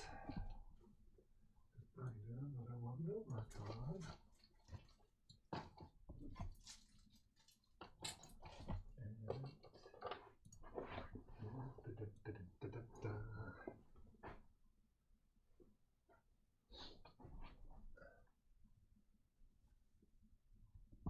Randy, had I showed you it was the spell effects that I'd gotten as a present?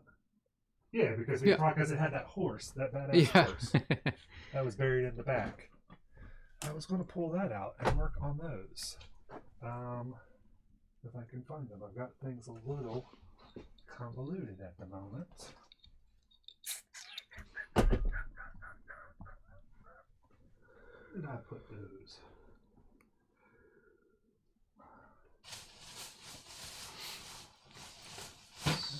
There.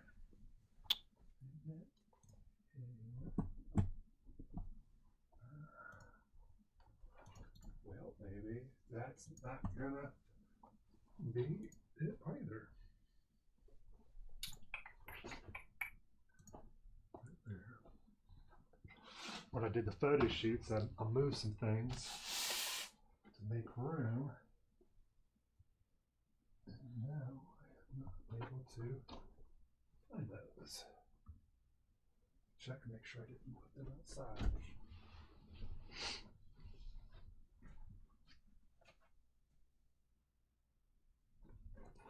When's the next movie night? It hasn't been established. We actually had some delays on our D&D session, so it's prevented get-togethers. Mm-hmm.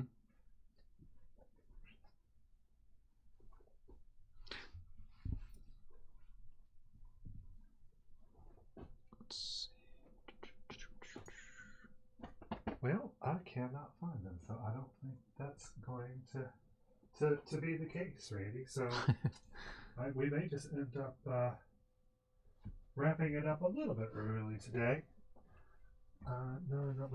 We got those other pictures and stuff to show. I'm just having trouble. I'm trying to get some of these pictures are being really obstinate. I want to show some of the ones from the D&D session though eventually. Oh yeah, we could. Nothing else we could show. Oh, yeah. Some of those. While you're doing that, I will work on this. I've got this gelatinous ooze that I've had for a long time. that I need to paint. And now that I've been working with some inks more, I'm feeling a little bit more comfortable in doing so. So let me get something here. That'll work. Oh, there it is. That works.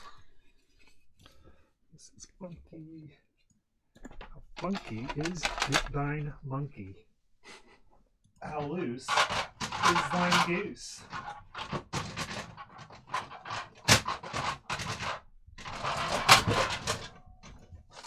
There you go. There's the Dark Tower. Yeah, that was it. Not the best Yeah, picture, but that's yeah. So the best one I found. above the Quick buttons, search. it lit up. This is the display here. Yeah. These in are the middle. buttons. This is, You can't see whatever it is that you're doing. yeah, that's true. So yeah, What do you mean you it's can't got the see color what buttons I'm down doing with my below, mouse? and those represented the spaces that you were landing on. And there was a bazaar, there was a sanctuary, there was a tomb, there was, I think, 3 or 4 places. But basically, it took 2 spaces to get to anywhere. So I would just play with the tower. You could play 1 player. So I would just sit with the tower by itself and play it like an electronic game.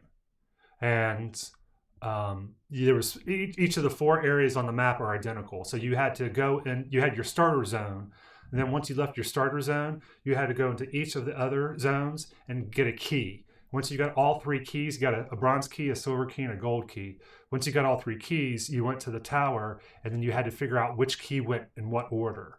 And once you did that, then whoever did that first was the winner. Oh wow. And so, Sounds pretty cool. yeah, and you would get the keys. You would get them, I think, from crypts. It was a random victory. It was a random loot from that or something like that. And I think there was even different difficulty levels. So maybe it was random on one, whereas on the easy level, you won. But you could recruit warriors. I think it was warriors, and I think the enemies were brigands. And it had really cool artwork. The artwork is done by the same person who had done. And I didn't realize this until just a year or so ago. There was this old game called Dragon Master. And Randy, my art inspiration board, I had those Wizards and Kings cards. It came from this. And, Oh, yeah. And this guy was the same person who did the artwork. That's the illuminated art that shows in the Dark Tower. So that's not D&D. This? No. Is it? It's like D&D though, right? No. Oh. Huh. This didn't have anything to do with D&D other than we were just all hip to dragons and... It's procking a childhood memory. It looks very familiar. But I thought it was something that my brothers had that was a D&D module or something, but And I looked to see... I don't recall that it was separate. Computer, who did the illustrations for the game Dragon Master? No, Here's something I found on the web. According to Kotaku.com, Yokusaru Shibata did the illustrations and designs. Huh. Let me see here. Man, this is from... Well, according to this, BoardGameGeek.com, 1981 Dragon Master. Yeah, that would be... Artist Bob Pepper. Yeah, I was going to say, I didn't think, it sounded like the first person that they mentioned was an Asian person, and because I looked up this person's art, and he didn't really do a lot of other fantasy stuff. Oh, wow. These are from the Lego Castle. That's funny. But it had these goofy currency things, and I don't remember much about that other than I remember it had these cards, and it had queens and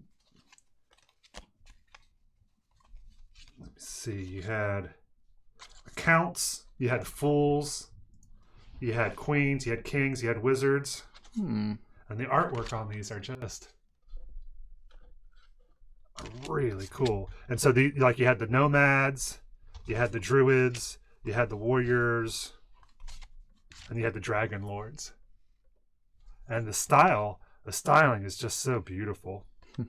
And I looked to see if he had other stuff. Because I'm actually thinking about taking my Dark Tower, and if I can find it, and taking out the screen. Because if you think of like a like a 35 millimeter slide. That was kind of like what the artwork looked like. And so I bet you like that would be really cool if you took it out and framed the film of it. You know what I mean? That was on the cylinder. And then even backlit it, maybe do a backlight, get a backlight of it. Nice. If I can find it, but I haven't been able to find it. But anyways. So yeah, so I guess the guy that did this, he also did that same artwork from that same period of time. And man, gorgeous stuff. I wonder if maybe he had did this in that for the Dark Tower and they ended up not using some of his art and he repurposed it or but anyways. This is the kind of old school OG nerd stuff that you get from hanging out here in our underground lair of Studio Johnny Q. All right, Randy, what is it that you have on your agenda here for the remainder? I was trying to find out more information about why Beyond the Monolith failed. Oh, It'll have to be for another time. yeah. If you want to take a look at that in between, we can pick that back up. Yeah. Because it was interesting. It was an interesting idea. And it was something I was like, I wanted to look more into it, right? But it failed by the time I looked more into it. So it makes me think that they overestimated the window. I think that was a real bad on their part to do such a short window.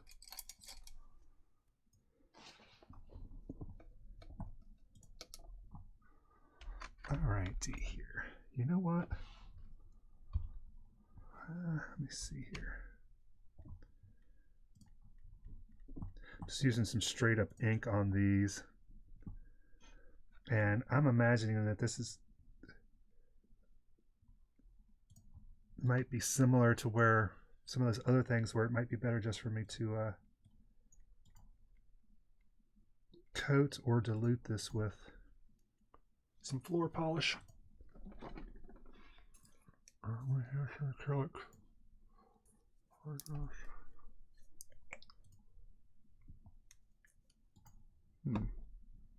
I find that sometimes when I was working on those other translucent pieces, that sometimes it all just wants to beat up, and this floor polish helps. Flow agent, I guess, is probably what people would say. All right, green.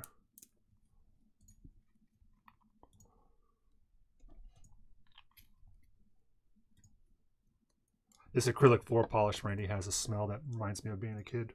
All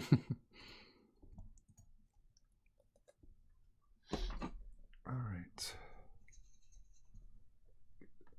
Put it on the swippy swippy.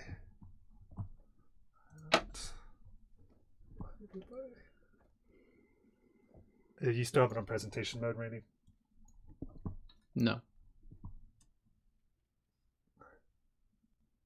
Got a screen cleaning, sensor cleaning. Yeah, I couldn't switch it. Okay, I can now. Okay, we're good.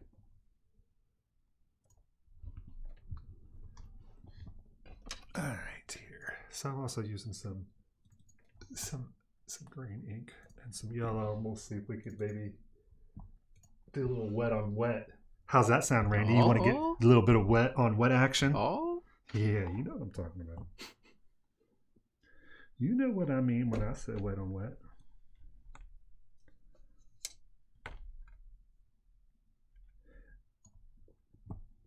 I previously had done one of these, Randy, that I'd made myself. One of these gelatinous cubes. I'd seen, this is several years ago, DM Scotty had, make your own gelatinous cube. And it was like, it's cool. I think I could do that. And like most DM Scotty videos, what's really cool about them is like, you would say, I think I could do that. And you try it and you're like, I can do that. I love that he's like, I can help show you how to make some pretty cool stuff with not very expensive components generally. And when I tried to, paint it so that you could see through it, man, I just was really unhappy with the results of it.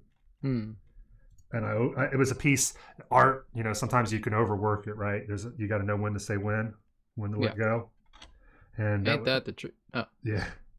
If you overcook it, it defeats the purpose. It and so I'd had that. It is definitely an example. I think I have it here actually. Yeah, here it is. Well, I talk about it when I can actually show it. So this was my fail.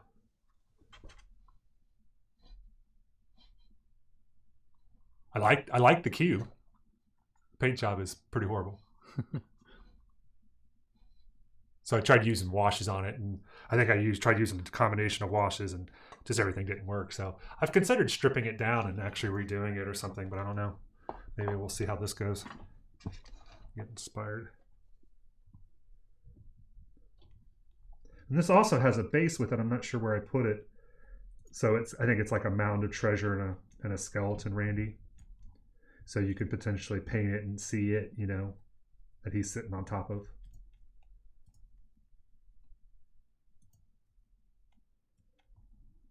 The gelatinous cube is a wonderful, iconic D&D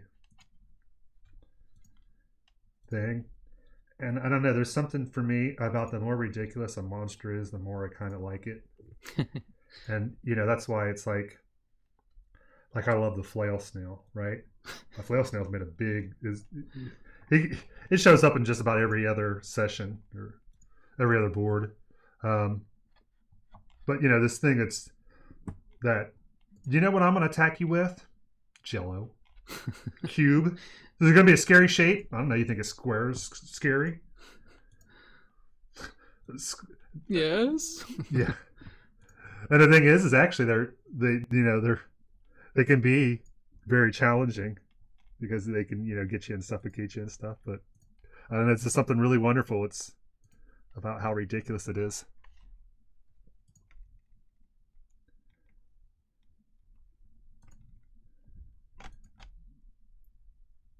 And it's like a lot of this, you know, this is just some people just making some shit up, right? It's not like these things are rooted in any history or...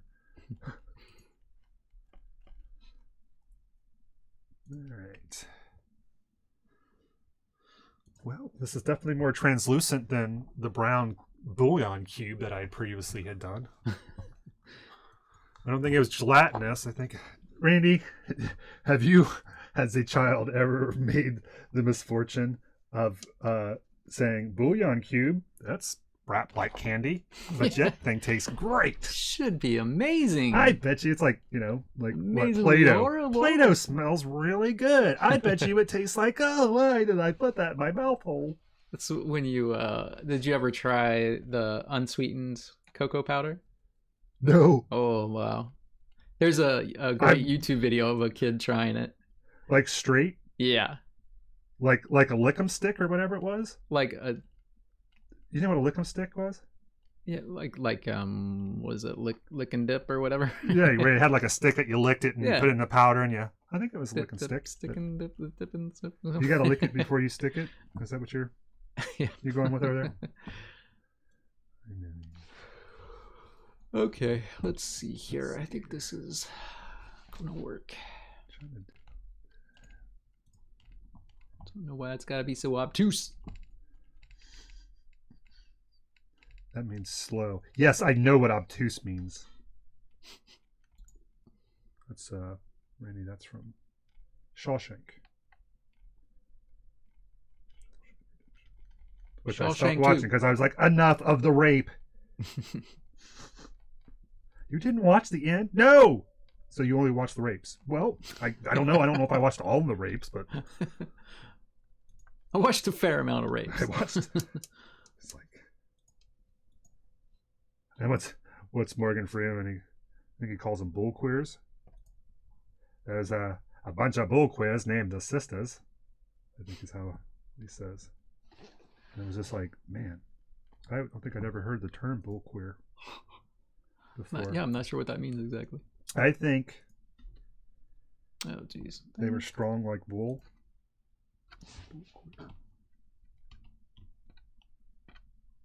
Okay.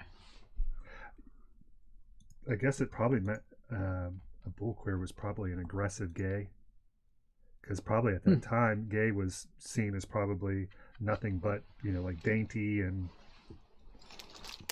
a dandy. You didn't expect to get raped by the gays. But a bull queer maybe. And then also it could have to do with what, like the siring aspect of bulls, right? So maybe that is where it's. But we can talk about non-rapists as well. I'm also open for a non-rape conversation. That would be more that. To each their own, I guess. Yeah, I mean, hey, everybody wants, a heart wants what it wants. Some people want less rape with their Studio Johnny Q combo, and I get that. I could appreciate. All right. Well, I should have used a bigger brush on this, but I'm gonna go stick with what I have. Randy, you should leave the party with the girl that you came with, is what they used to tell us. That's just common courtesy. Yeah. This was it. That's what Frank Sinatra says, right? Luck. I'm the fella that you came out with, so don't leave without me. And luck be a lady tonight. I'm the fella you came in with. Something along those lines. All right. Well, this is still, yeah. Oh man, I tell you, that time I put a bouillon cube in, and the things I say here, I may have heard somebody talk about this. I'm not trying to bite a comedian if I claim his work as original, if I'm stealing his jokes, because I've heard, I think somebody else referred to it. It's just like, holy sheesh. It's like your mouth turns into like a black hole where, you know, all moisture has been sucked into, right? And your mouth just puckers, like it's like imploding. Your mouth is imploding. It's like, what the hell did I do?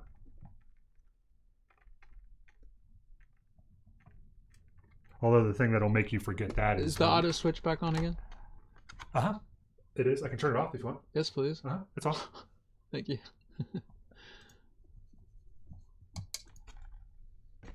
The thing that'll make you forget that is if you get a little too liberal with the Ben-Gay ointment or the icy hot or whatever when you're putting it on the thigh and you get a little accidentally on the nether regions. You scream. Ooh! Not in a good way. Oh. I didn't know if there is a good way. The way that I had encountered it was not good. Nope. Actually, I think we had mentioned this on stream before, because I remember talking about Eddie Murphy talking about putting cologne on his testicles and how it burned, and so he was in his sink trying to put water on it, and his grandma comes in asking him, Eddie, why you got your dick in the sink, Eddie?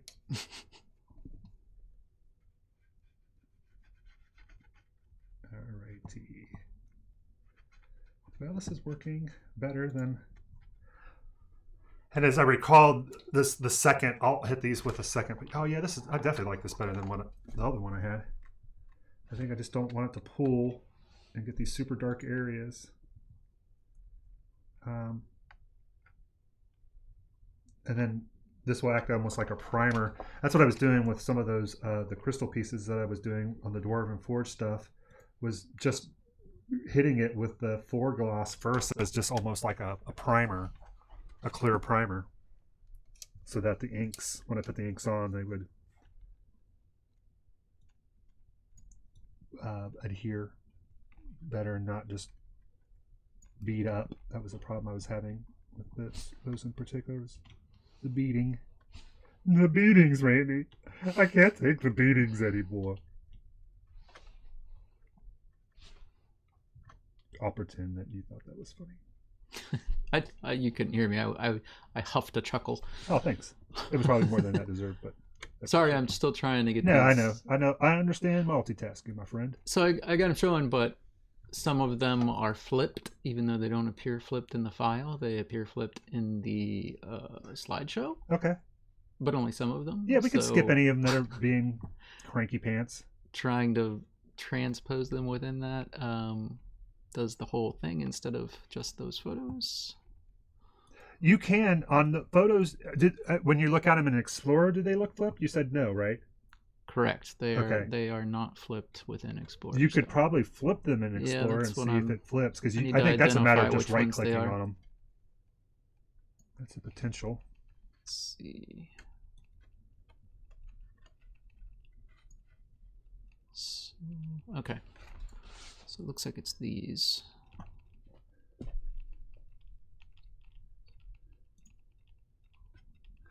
All right. And you're not showing them on the screen, right? Correct. I keep prairie dogging every now and again, looking up to make sure. Alrighty here. I'm the fella you came in with, is what he says in that song.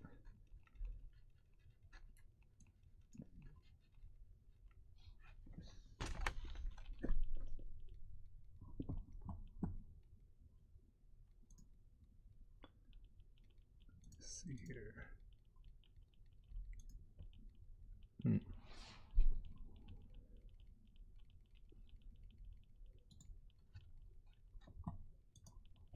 All right.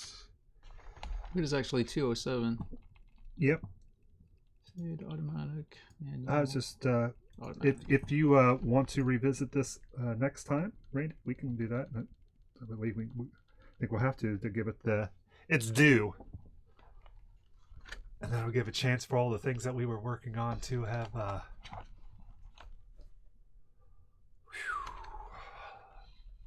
dried.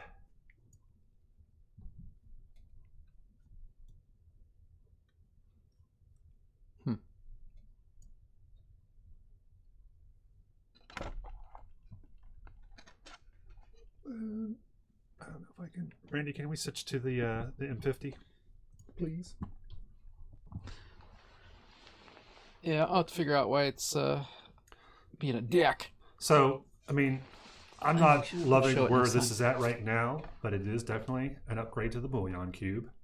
And now that we've kind of gotten this all Nice. covered with its first layer, it'll take additional inks really well. And so we'll hit this with another layer, maybe two, and using some greens, some yellows, trying to get them to merge and kind of building it up here. But I do like at least that the initial wash didn't obscure. You can still see that it's translucent, and so that'd be cool. So this is actually a decent first start for this. So and for Actually, last minute, when you created that cube, was that a hot glue one? this one, yeah, the way that So it was it milky, opaque? It's both. This was plastic, not unlike this plastic here that I'm using, just from something that had a sheet of plastic. Yeah. You cut it in a square shape, right? You fold it. You'll leave the bottom that. Oh, that's right. And then. But you covered it with the hot glue. And then you hot glue glue. the seams, and then I put here. So I think this did get coated totally. It was somewhat milky on the inside, but it was definitely. So I think they do. I liked it better. they do I liked have it better totally unpainted. Way better totally unpainted. Yeah. So They do have clear glue sticks now, I think, too. So clear hot glue guns. yeah. Glue sticks. Yep. I got you. That actually set up clear. Yeah. That could be. Yeah. I see what you're saying. Yeah. Because these definitely. Yeah. You're right. I mean, these things. I guess I just wanted them to be translucent to the milky, and that's I don't know, maybe that is causing some. Well, Jex is telling us that we've gone on long enough, Randy, so I'm going to wash off my brush here, and as we make our descent, thank everybody for the time and attention that they had given us today. We certainly appreciate it. As I get older and older, I realize that attention is one of the few currencies that we actually have, so I appreciate you spending some of it with us. And Randy, I want to remind everybody to please like, share, and subscribe. So you hit that like button. That's the thumbs up button. Share is where you tell all the people that you care about how awesome that you think that we are, if you feel that way. And the subscribe is the button down there that when you click that, it'll give you access to the bell icon. And if you click that icon, you get notifications. And it also releases that bell, which tells us it's time to dive. Dive, dive, dive. And It's like the town crier bell. oh, is that what you think? Hey yay, hey yay. It's 2:00 and all is well. Hey yay. Randy has thus been made an esquire. All hail the coming of Randy, Esquire. Yes. I like you. You're doing your Esquire title justice, my friend Randy. I'll do my best to live up to the expectation of the Esquire. You know what, Randy? There's a lot of responsibility being in the big blind. I hear tell. Heavy is the head that wears the crown. So yeah, we want to thank everybody for that. Remind everybody about the links that are in the description, especially our Patreon that we just came out with. And with that, Randy, I think I also we'll come back to the Patreon, but we have the links to the recommended gear, the stuff that's going to be going up on the Quasi Shop. We've got some edited videos that we're still working on, and at the very least, we will also be back here next Tuesday for more addition through distraction, your twice a week podcast. And then also want to remind everybody to the doctor's promise that we like to leave everybody with, which is never cowardly, never cruel, never give up, never give in. But Randy, I thought that we do need to give a little extra something for our superfan Shay, so that's why I'm coming back to Patreon. So when you are ready, I'm going to move the M50 over here, and let me see here. I'm freeze like a spider on the wall. Oh. There we go. It won't be worth it, so you can go ahead, and anybody wants to tune out, you can go ahead, because this isn't. Do what? All right, here we go. So Randy, you can cut us out, but I'm gonna give Shay a little extra bow, bow, bow, bow, bow, bow, bow, bow. Thanks, Shay, superfan. Bow, bow, bow, bow. I'm just gonna leave it play. Bow. Wait, this is good for another 15 minutes. Yeah. Thanks, everybody.